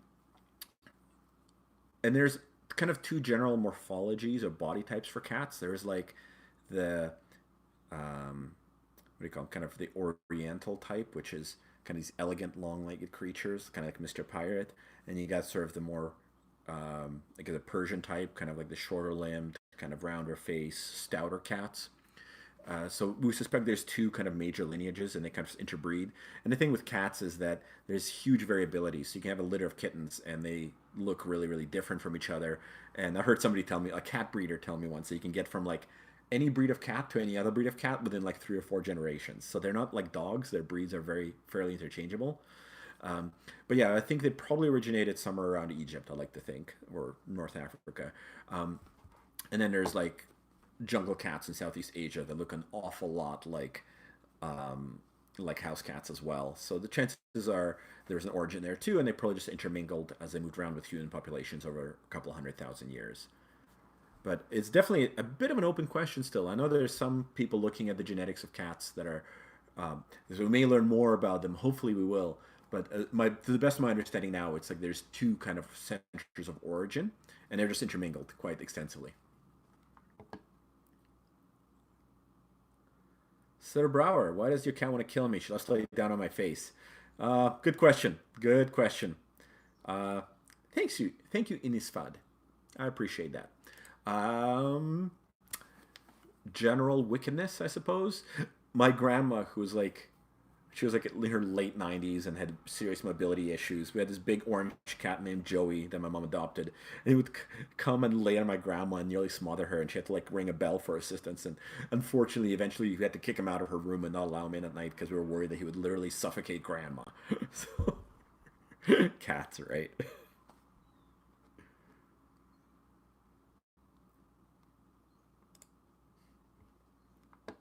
Okay, just want to make sure I'm not missing any super chat questions here.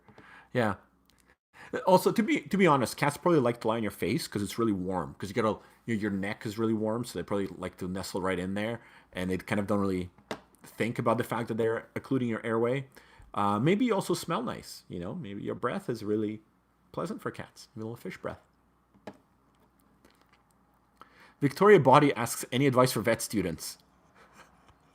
Oh God, you're about to trigger my cynical side here. So, um, okay, my advice for vet students is pay attention because whatever you think is stressful now, whatever exams you're studying for, when you graduate, you're going to basically have a final exam on a random topic 12 times a day, every day for the rest of your career.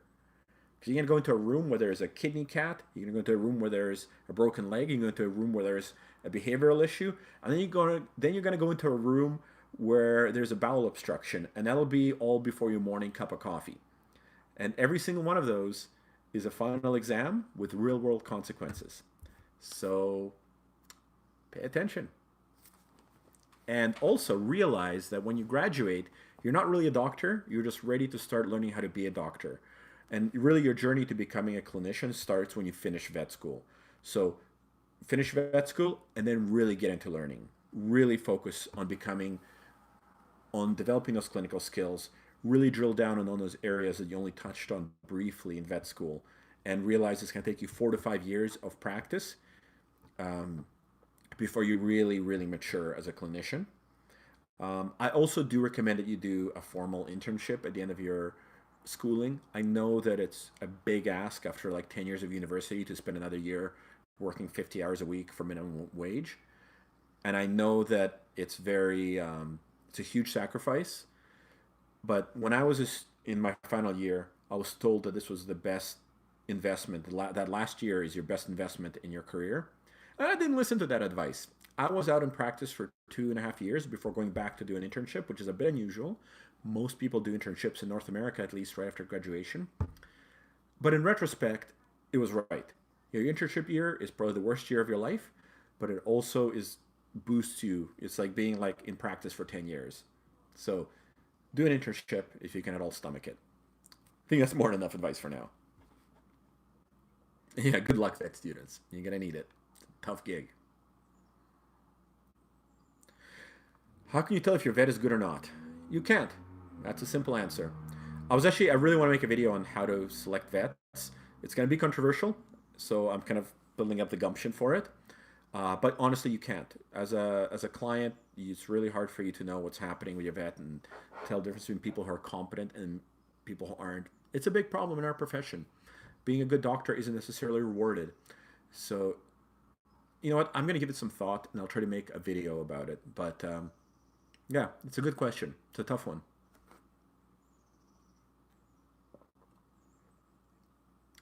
Do you perform female cat castrations in your hospital? Of course. We call it spays. Castration's male, spay is female. Of course, we desex females. It's tradition. It's a routine part of any vet's job. But the difference is I do it laparoscopically. So instead of cutting them open, I use a fiber optic camera and special minimally invasive surgery instruments to do it through a tiny little hole. So they have like very little to no postoperative pain, and it's safer and much better than traditional surgery, but also requires a ton of additional equipment and training, which is why it's not commonly available. Yeah, mage allergic cats. Oh, so many Garfields out there. Okay, Fee Taylor is sharing experience from the forensics world, saying cats do generally eat you and usually face first because it's lovely soft tissue. Wonderful to know. How long does it take them? Can you can you identify time of death by how much the cat has eaten? Like 24 hours, 48? Just at a asking for a friend.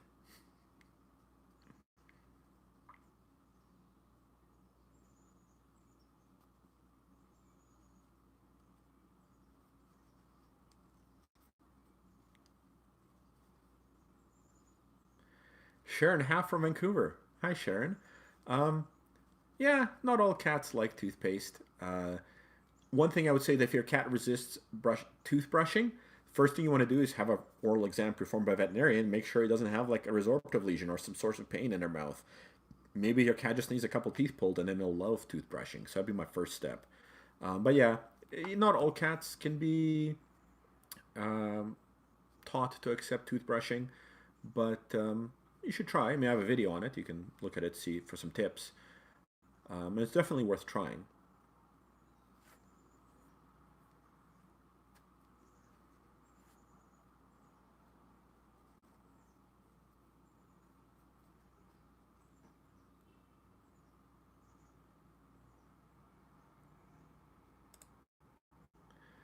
Robin Dalligan says you can tell from personal experience that when vets are shit. Uh, I strongly disagree. You cannot. The most popular vets I know, the highest earning vets I know, are awful doctors who kill everything they touch. And I know plenty of very competent and skilled and caring doctors who really have a hard time connecting with clients. So unfortunately, your personal experience is not predictive of whether your doctor is any good or not. Sorry to say that. Yeah, you don't really have to brush the lingual side of the teeth. You just brush the outside of the teeth.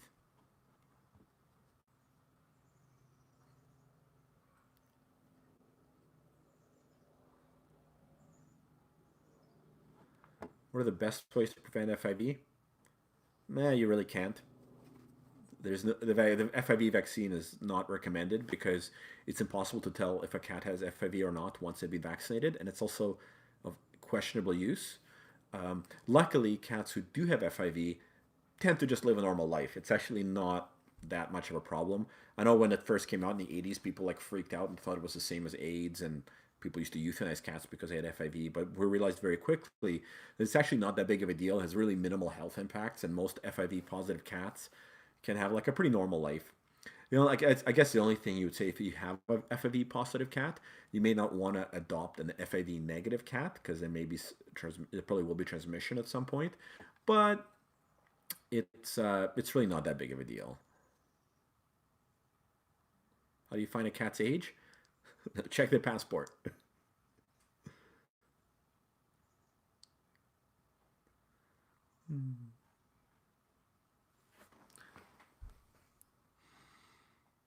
Hmm.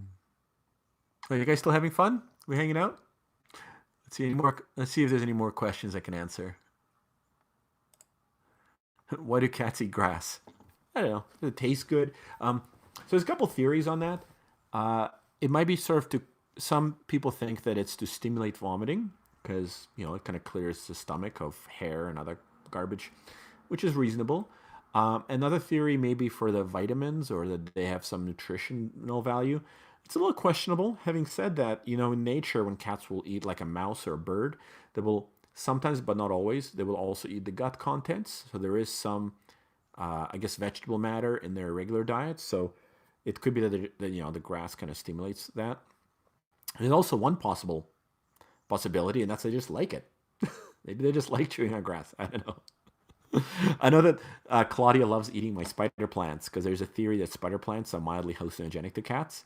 And Trinity used to chew on a spider plant and then roll around in the middle of the floor with her pupils dilated, so I suspect there's some truth to it. But she'll often eat the spider plant and throw up like little foamy vomit with a few leaves in it. Yeah, not a big deal. Mr. B, or MB, Mr. Pirate says Mr. Pirate has got to be one of his most favorite cats on YouTube. Just so sweet and cute. Absolutely. I think he's the best cat on YouTube by a huge margin. I mean, Mr. Pirate is absolutely the best ever. No arguments. No arguments accepted.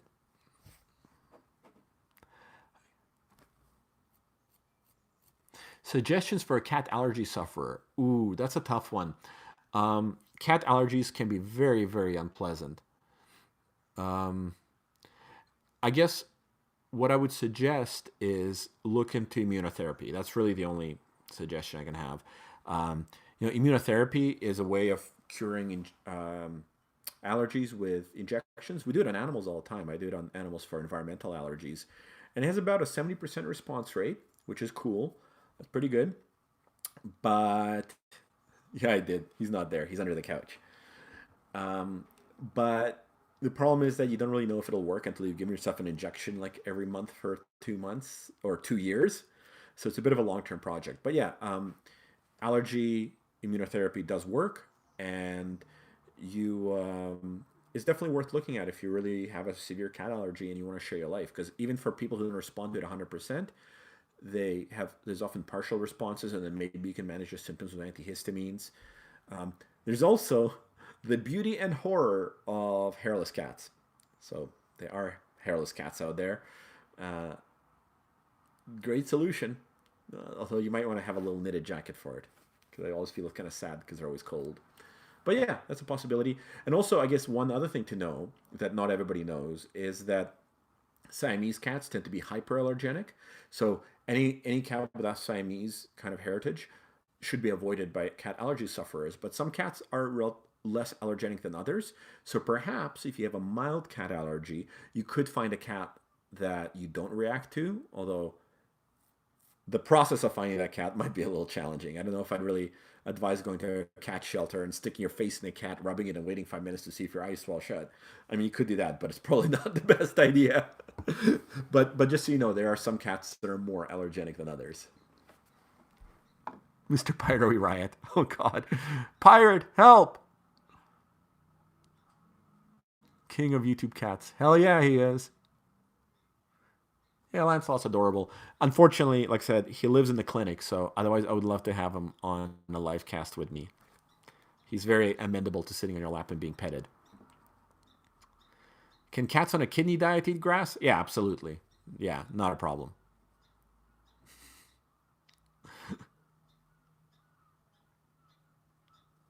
I wish I could keep up in this discussion. It looks really interesting, guys, but I'm way behind. Um, oh, why does your cat rub cheeks on your scalp? Because your cat likes you. Where's my clinic? So I have three clinics, all of them in Vancouver, two in Kitsilano, and one in East Van. So if you're local to Vancouver, you're more than welcome to come visit me or one of my doctors, because I'm trying to cut back on my clinic days so I can do more YouTube stuff, slash run everything, slash have a life, slash come in and do cool surgeries that only I can do, or in my little group. What's my favorite breed of cat? I do not play favorites. I love all animals equally. I might have a special place in my heart for cats. I don't know. I'm not gonna say that, but yeah, I love all animals equally, and I adore all cats. Like, there's probably more than is healthy.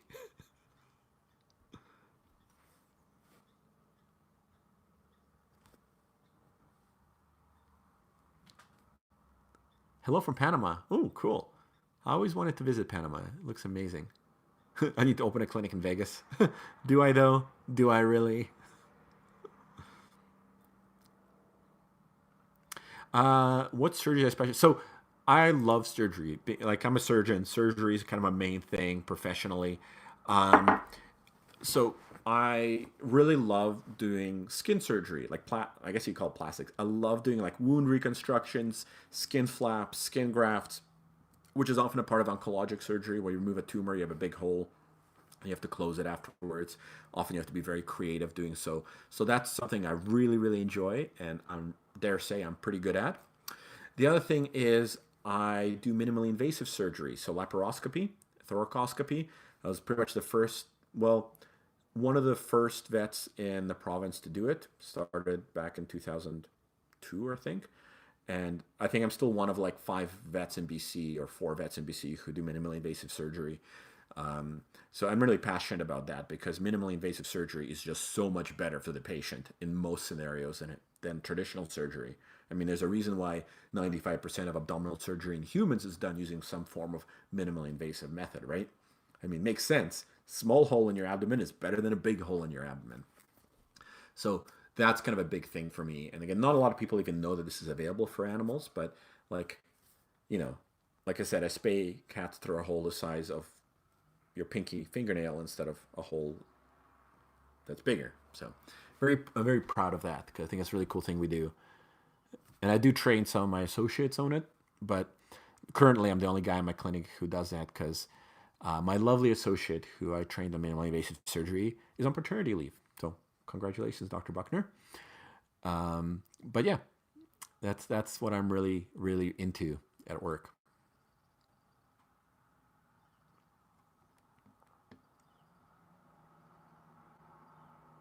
Yeah, infiltrative lipomas can be hard to remove in toto. Luckily, when you debride them, they often don't grow back, so your cat will probably be fine, Miss Beck.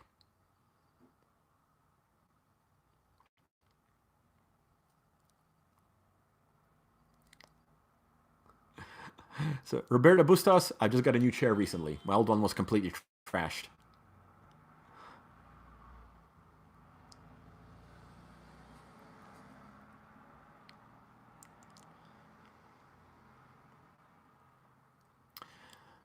So, let's see, what other questions I feel like answering?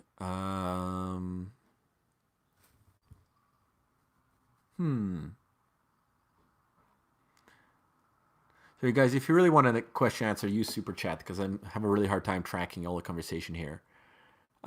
James Harriet, yep, that's correct. I'm gonna let James Harriet books on my bookshelf. That man has a lot to answer for. He's like most vets, most people who are vets right now probably are because of him. Oh. The cat mug. Yes, the cat mug. Pretty cute, right? Last Vegan is asking me if I'm married. No, I'm not, but I am dating a lovely lady. And if you guys are curious as to who she is, you can check out her YouTube channel called Aprons Are for Cowards. She's a fantastic chef, and she makes an occasional YouTube video of really, really lovely recipes that I can personally testify to being amazing. So check out Aprons Are for Cowards on YouTube. Is your cat mug a merch? No, it's not. This is actually just something as a birthday present for me.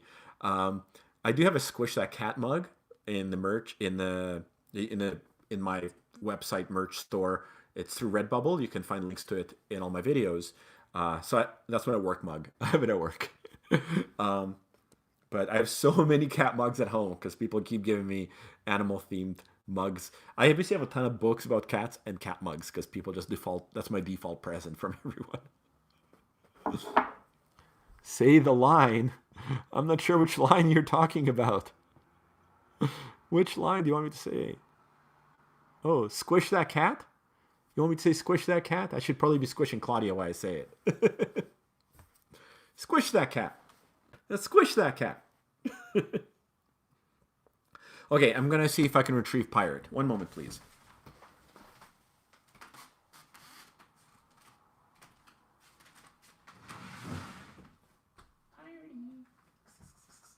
Come here.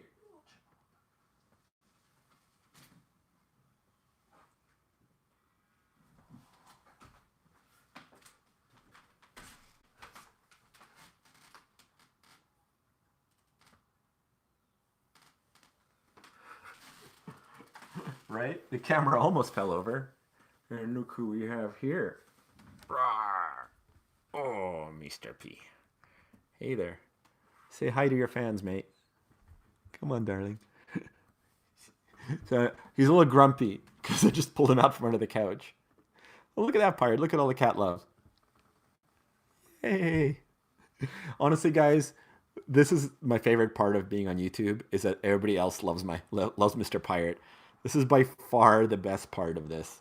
It's like I appreciate when you guys say nice things about me, but saying nice things about Mr. Pirate, that's where it's at. Any experience with dandruff? Plenty. It's quite common. Squish that cat. Squish him gently. Yeah. I'll get to dandruff in a second. Sorry, I just need to pet this cat a little bit. Isn't he awesome? So awesome.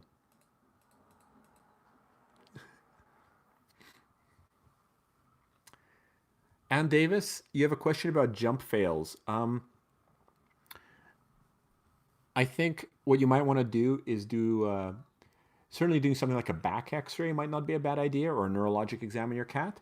If they have sometimes as cats get older, it's quite common for them to have a little bit of back pain, and that can often mess up their jumping ability. So you might want to think about that a little bit.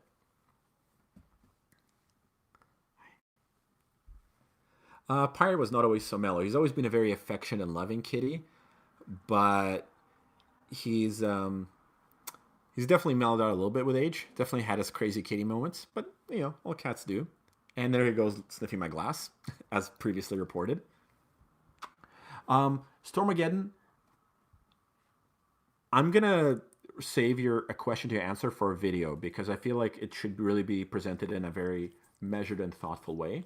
But it is a great question, and I really, really would love to give all of you guys the tools to identify competent, good vets.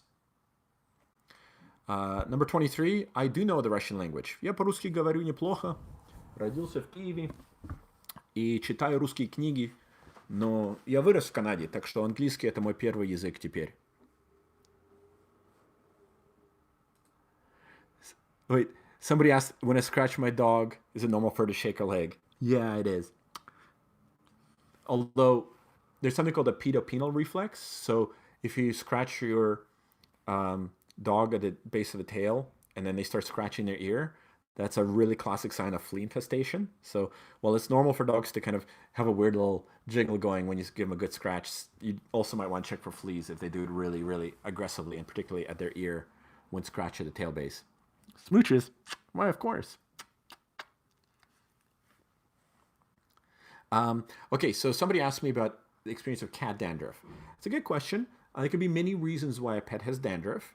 I think they can be broken down into a couple broad categories. I would say one would be, you're welcome, Tyler Allen, and thank you for your support. One would be dermatitis, so skin problems, like skin allergies or skin infections. The other one would be, I guess, nutritional, dietary. If they have diets that's low in fatty acids or some nutritional deficiency, you could certainly see some dandruff. And the third would be under grooming. So, for example, in older cats, so maybe they have a bit of back pain, they're not as active groomers as they used to be. They just kind of have gross. So I'm trying to manage Pirate on my desk. You can have kind of gross skin. And in those cases, often like wiping them with little towelettes or brushing them will really help them kind of keep, particularly if they build up dandruff back here, which is kind of a place that's a bit harder to groom. Sometimes brushing them and giving them wipes will really help keep that skin healthy. Bugsy Brown asks, how to encourage a cat to use a new cat bed? I'm afraid to say that is a hopeless task. Leave it somewhere they like, maybe somewhere quiet, not out of the way, like under a chair. Leave it in a sunny spot, and then just leave it because they'll either use it or they won't use it, and there's not very much you can do about it.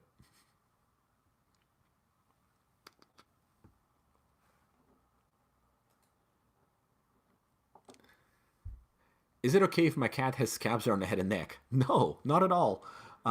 Okay, fair enough. If they're just wrestling with another cat and get little scabs once in a while, and off he goes. It's probably not ideal, but you don't want to make sure it's not from fleas or any other kind of skin condition. So you might want to look into it.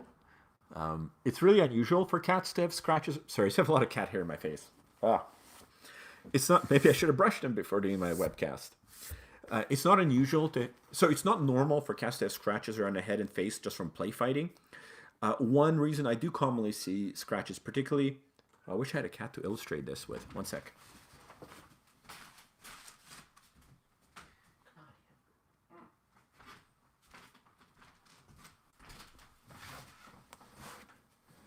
So one reason you might see scratches around the head and face, particularly in this little bald area up here, is if cats have allergies or ear infections or allergies that cause pharyngitis, they might scratch obsessively here and just get little scratches on just a little bald area right there, just from like scratching excessively with their hind foot.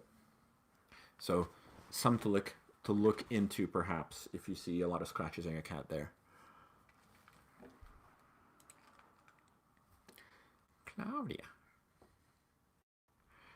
She's Claudette when she behaves herself. So little Claudette. Squish that cat. No, she doesn't want to be squished right now. She wants to be away.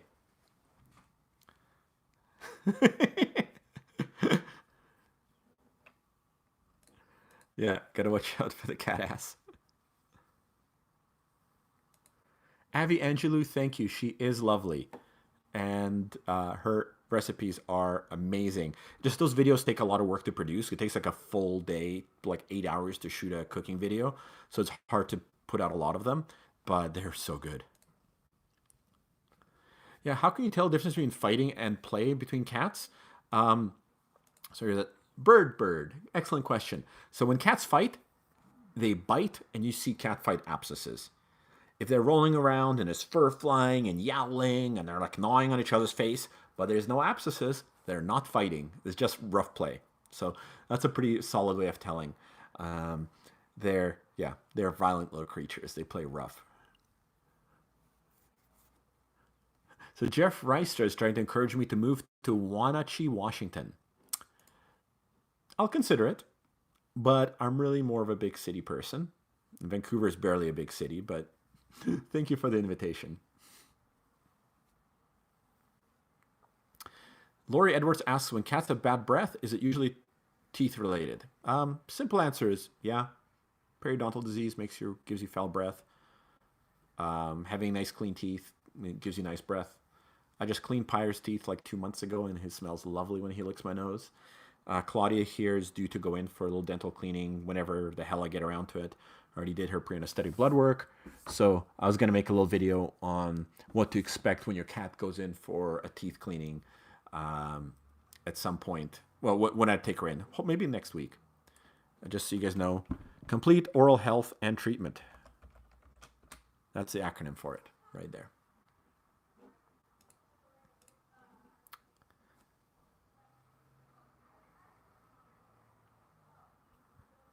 You're welcome, Ann Davis.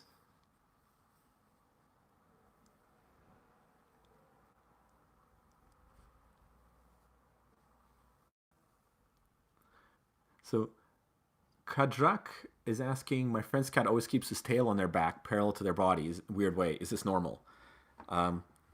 Is it something like this? Claudia does that sometimes. It's totally normal. Yeah, cats have slightly, just like we all have slightly different habits. Some cats will have a tail that's very up and up, and some cats will have a tail that stays more down. It's just like anatomic variation slash personal preference, I suppose. I do like visiting San Francisco. I actually have some family there. I lived there for a few months during my studentship, doing my training. So I really enjoy traveling to San Francisco. I should be meaning to go there, really on my to-do list maybe later this year. Just go down for like a weekend or something. I also like to do partner dancing, and I know that there's a ton of like blues fusion dance events in San Francisco. So I'd love to go down there and do some dancing. Squish, squish. This cat does not mind being squished. And for your information, she is purring right now.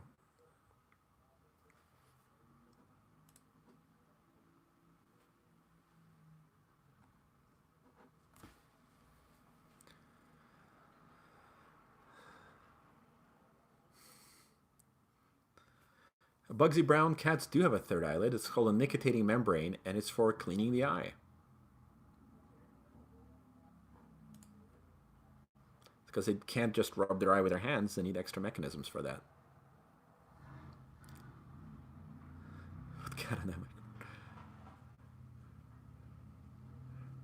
Okay, one sec. Let's try this. Please forgive me if this creates obnoxious sound issues.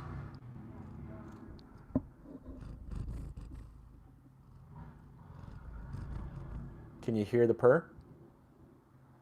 I don't think you could.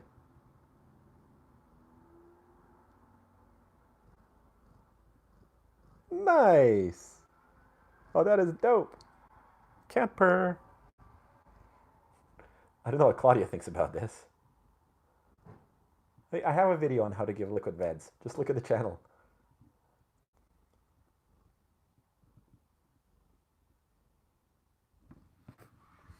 Is that enough cat purring for everyone?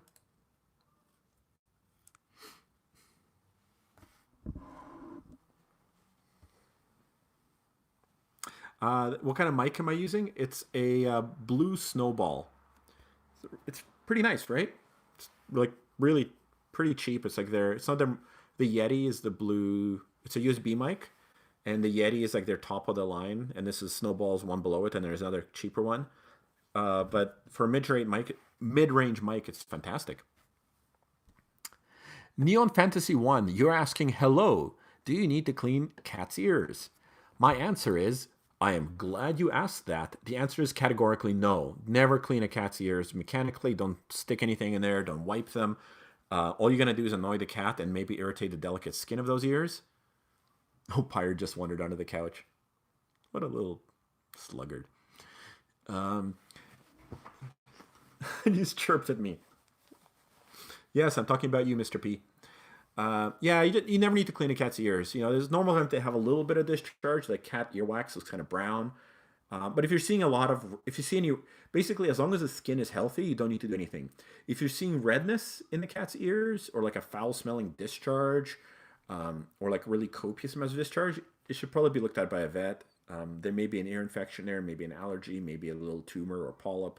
But generally speaking, cleaning will not help any of those issues. You just need to get it treated appropriately.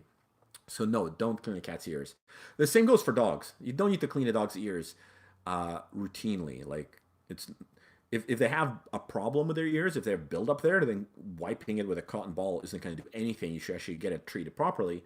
And if they don't have a problem, then all you're going to do is irritate the skin and like maybe accidentally give them a skin infection. So don't stick things in animal ears. Just leave them alone.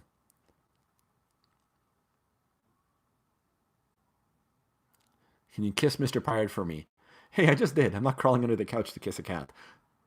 At least not today. MB, I can ask Mr. Pirate to come back, but I'm not going to promise to you that he'll listen to me.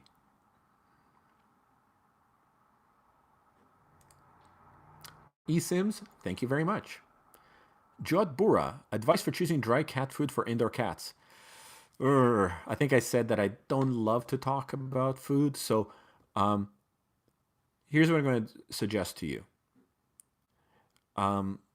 If you have a young, healthy cat, feed them whatever, and just make sure their weight stays healthy.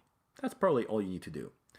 Like, cats are just like the rest of us. When we're young and healthy, we can eat whatever and be totally fine, more or less. Just feed them any cat food. Of course, you can get really meticulous about getting like evidence-based foods, but most people don't really care about that. Most people just want something that'll make their cat okay. And you can probably feed them anything and weigh them regularly. If your cat's like gaining weight for no reason, then feed them less or switch to a different food. It may be inappropriate calorically for the cat. If the food's making them vomit, then either go to the vet preferably. And it's also not a bad idea to give at least, especially when they're kittens, to feed a variety of foods because cats do get food addictions. So you don't really want for them to get addicted to food because then later in life they might have to change the food and then they'll super annoying when they won't eat anything but that one food they ate for 12 years. So maybe just feed a variety of foods, keep them on their weight, and beyond that, don't worry about it too much.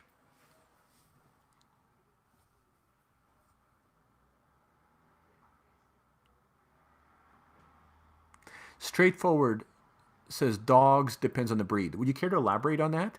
Because I disagree. No matter the breed, I don't think you should be sticking stuff in their ears unless there's a problem. And if there's a problem there, then sticking stuff in their ears will not help.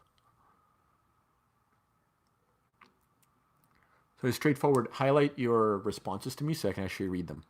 Or so I can find them easily.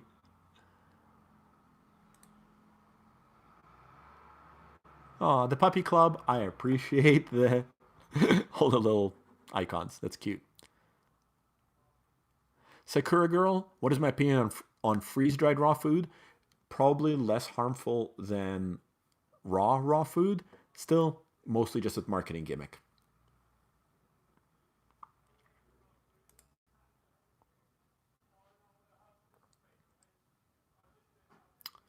Any advice for a first-time cat owner? Watch the videos on my channel. And keep the litter box really clean. And never feed your cats at the same time unless you want to have like a fuzzy alarm clock for the next 20 years. Always mess with their feeding times.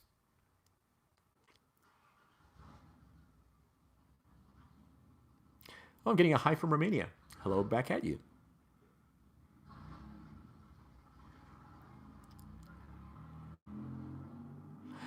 Lily Owood asks about breed personalities.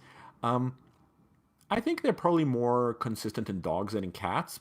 There's definitely variation, but yeah, certain breeds have a very like Shiba Inus, for example, or Bull Terriers will have pretty set breed characteristics. On the other hand, like a Labrador, they have a variety of like personalities in my experience. So it can really vary. Like some breeds are pretty set, some are variable. With cats, I think it's just there's really minimal difference between different cat breeds, much less so than between dog breeds. So I would say that it's probably all up in the air. It's very much up to the individual. Oh, I'm glad you guys are enjoying the stream. My voice is going a little bit, so maybe I'll cut it short shortly. I think we've been live for what? How long? Like 2 hours. So might cut it. Fem Nikita, yes, I appreciate. This is a very nice chair. I'm really happy with it.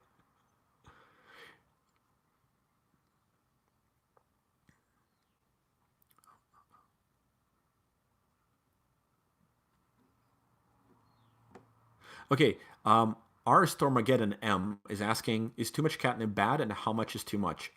Interesting question. I don't know that we really know what catnip does, but it does seem to make cats get a little bit disinhibited. Uh, so it's like okay, so I don't give catnip to my cats because I gave it to Pirate once and he like got all crazy and bit my hand. And it's like the only time in his life he ever bit me. Um, so I think for like really sweet, nice cats, it just makes them jerks or like disinhibited. So they do things they wouldn't normally do. For like an anxious or a reserved cat, it might actually help them relax and be more cuddly and friendly.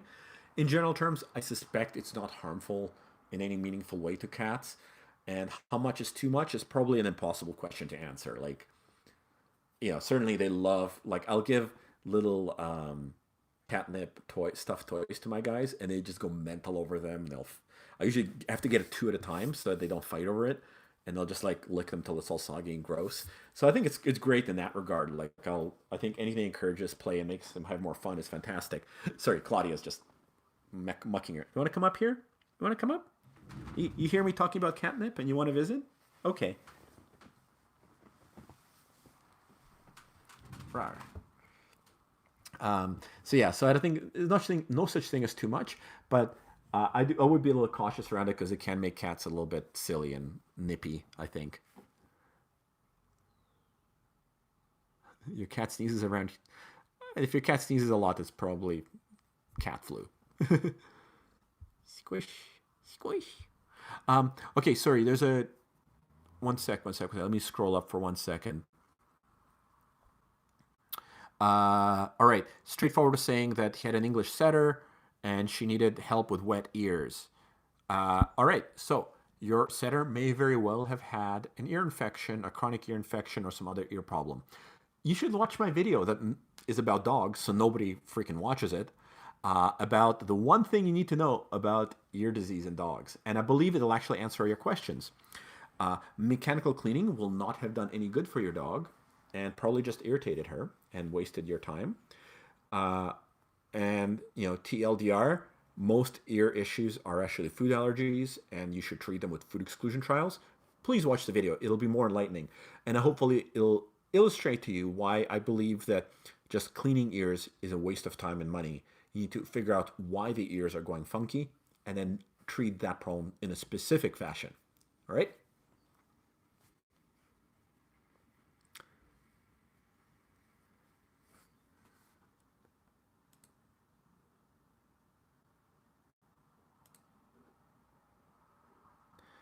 All right. I think ears approach to ears is similar in cats and dogs. I think um, in dogs, I think like probably 98% of ear problems are related to food allergy. In cats, it's probably not quite such a strong association. I think a lot of the times it's environmental allergies as well, and maybe some other things. But in dogs, ear problems are super prevalent, and they're really pretty easy to manage if you just realize what's causing them.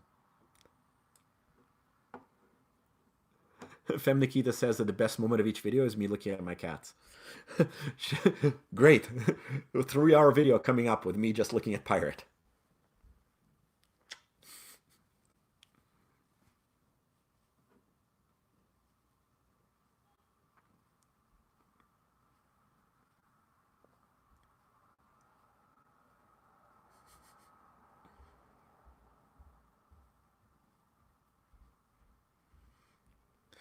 Roxanne Mann asks, what's the scientific reason for not raw feeding? Um, Raw food has bacteria in it, makes you sick. Sorry, straightforward. It's hard to tell gender by YouTube tags.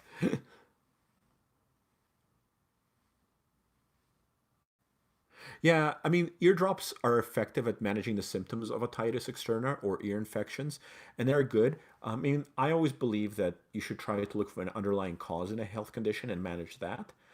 So you can achieve symptomatic control of ear infections with eardrops, but I feel that if if the ear condition is being caused by a food allergy, if you can switch your pet to a food that's not allergic, they're not allergic to, and the ear inflammation and the ear problems go away, then that's probably preferable to lifelong symptomatic management.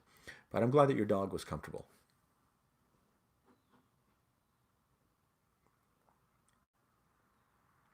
Nadira Rahman, your cat was supposed to be on urinary care diet, but she hates it. Is it okay to mix it? The answer is no, because uh, therapeutic diets only have a therapeutic effect if they're the main source of calories. So it kind of defeat the purpose of feeding a specific diet if you mix it with others. Um, so yeah, I would. What I always ask my clients to do is when I recommend a food, I ask them to think of it as as a recommendation of any drug, whether like I'm recommending a surgical treatment or a pill or something like that or a food. It's always just I'm recommending a tool to do a certain job. Hopefully, that job being improve your pet's health and welfare. So I always ask people to think of food recommendations same as any kind of medication recommendation. It's the right thing for the right scenario. So and yeah, and the problem is that if you, the benefit of the food is only achieved if it's the only food fed.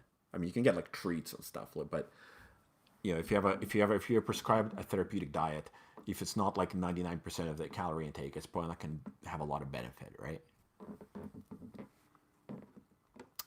Now, there's nothing like catnip for dogs. Unfortunately, they don't have that weird little quirky, um, I guess, reaction.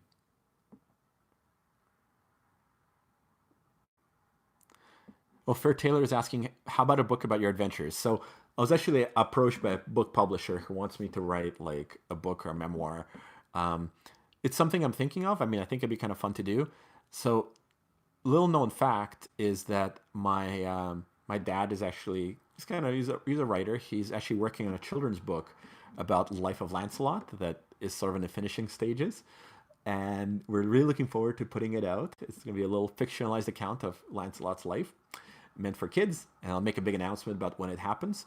But maybe when that project's over, maybe we'll work on a you know, story of my adventures with the cats. That'd be something definitely to consider. Oh, somebody's asking about declawing. No, hell no. I've never done a declaw, never would, and do not permit it to be done in any of my clinics. And I think it's a horrible, horrible, cruel procedure that should not be done by anyone with even a smidgen of personal ethics. It's a very strong opinion, I know, but I also stand by it. Declawing is not okay.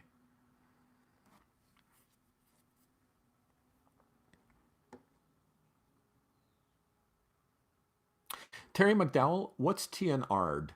What is that acronym? Is it just can't be touched? Again, he's 6 weeks old.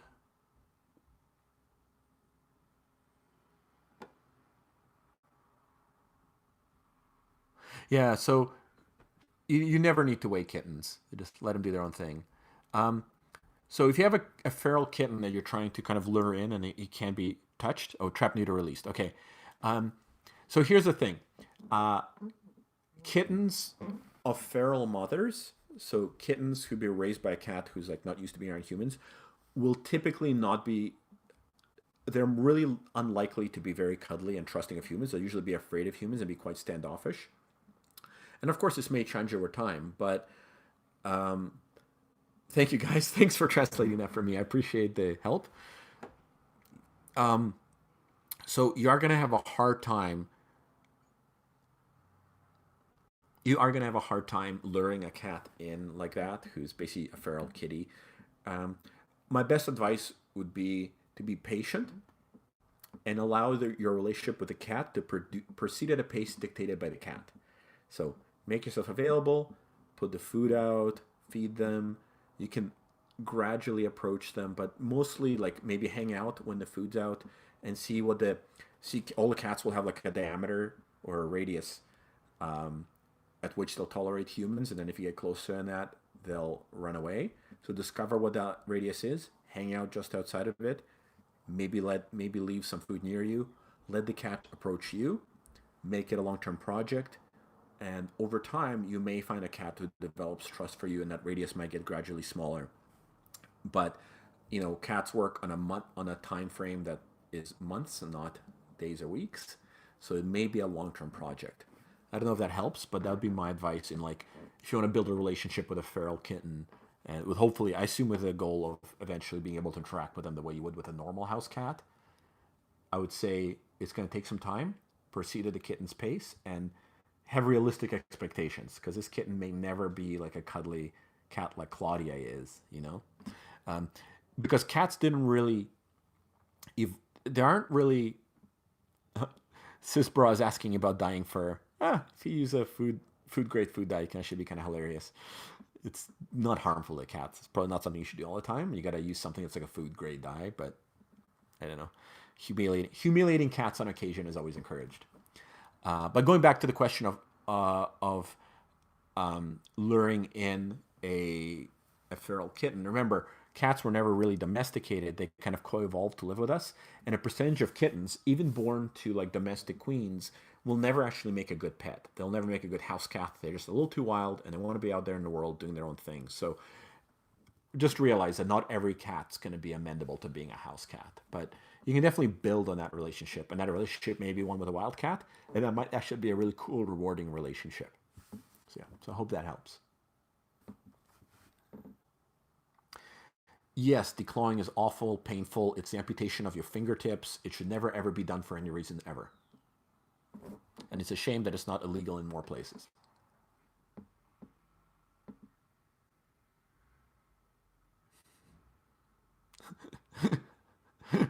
Murdoch Mickey's saying cheers from Italy. How can I convince my parents to get a cat?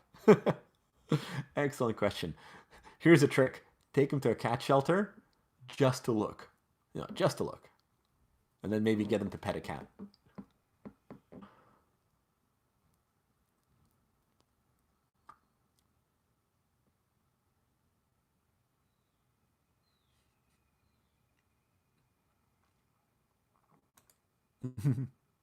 Oh God.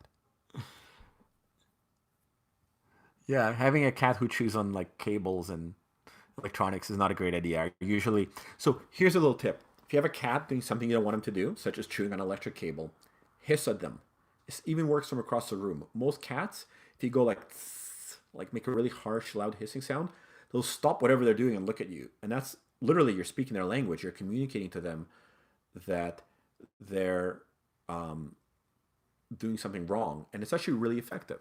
So just give them a good hiss.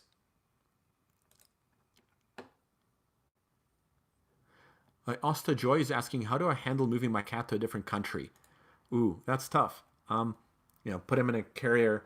Okay, so that's a huge topic. Probably too much to cover right now because I'm actually running out of my voice, and we might need to cut this short soon. Um, Plan ahead. Find out what the requirements are of both the country and the airline you're traveling with. Preferably plan ahead months in advance. Get your cat their health checks and vaccines that they need. Make contact with an airline if you're flying to make sure you know all their regulations and requirements, both for the carrier and the health documents required. Use Feel Away, it's a product I talk about in a bunch of my videos about. It's a great way to mitigate stress. I have a spray that you can use in the carrier for travel, and I'll probably make a video about it at some point. I also have a video that I've shot the footage for, but I haven't edited yet, about what to expect when you introduce cats to a new place, and it's like 40 minutes of Pirate and Claudia exploring my girlfriend's apartment. It's really funny. We should definitely put that out. Thanks, Peepo. That's adorable. Okay, let's see if I can get to a few more questions before I sign off for the day. Neon Fantasy asks, hello, thanks for advice from the live stream. I've learned a lot from it. Always wondered, besides Mr. Pirate, how do you come to own all your cats? Right, so the story of Lancelot and the story of Pirate have been published.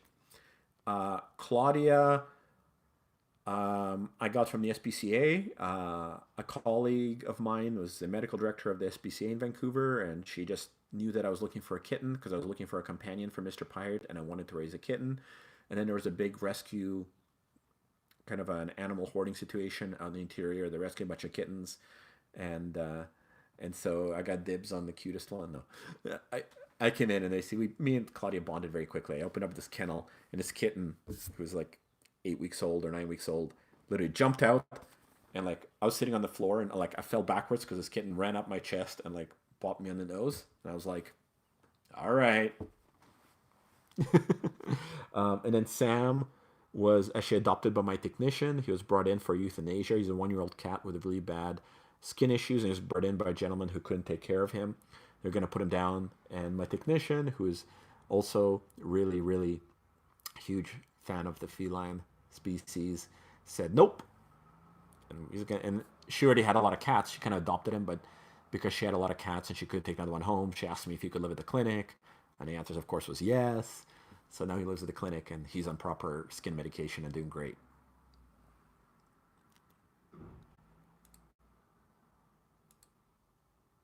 Okay, somebody asks, my Shell Toronto, my cat just got his teeth cleaned and was given a codeine phosphate cream to be rubbed every 12 hours into his ear. Any advice, tips, and application? He's very difficult, angry. Oh, that's kind of cool. Transdermal pain control. Maybe the right option for an angry cat. Just alternate between the ears. Use different ear each time you apply it, and make sure the skin is clean so that you get good absorption, because sometimes with transdermal medication you get a bit of gunk building up on the skin. So just make sure the ear is clean, and that way you get maximum drug absorption. Thin layer, spread it as wide as possible. Good luck. Okay, let me just make sure I'm not missing any really cool chats here.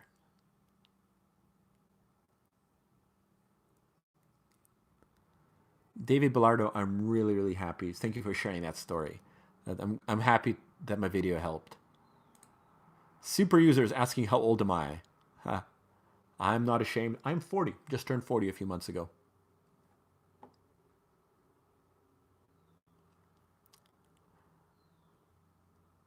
Okay. All right, guys. I think I'm gonna wrap it up here. I feel my voice starting to go, and it's been about 2 hours.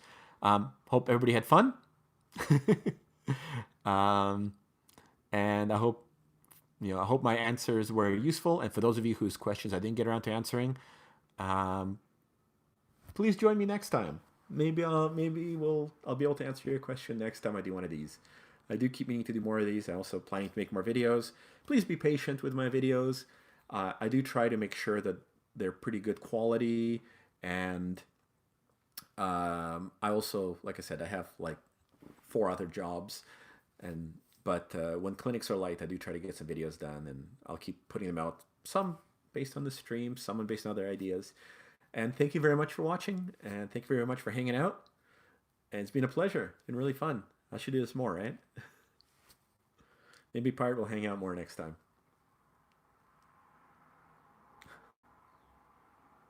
All right, everyone. Bye-bye.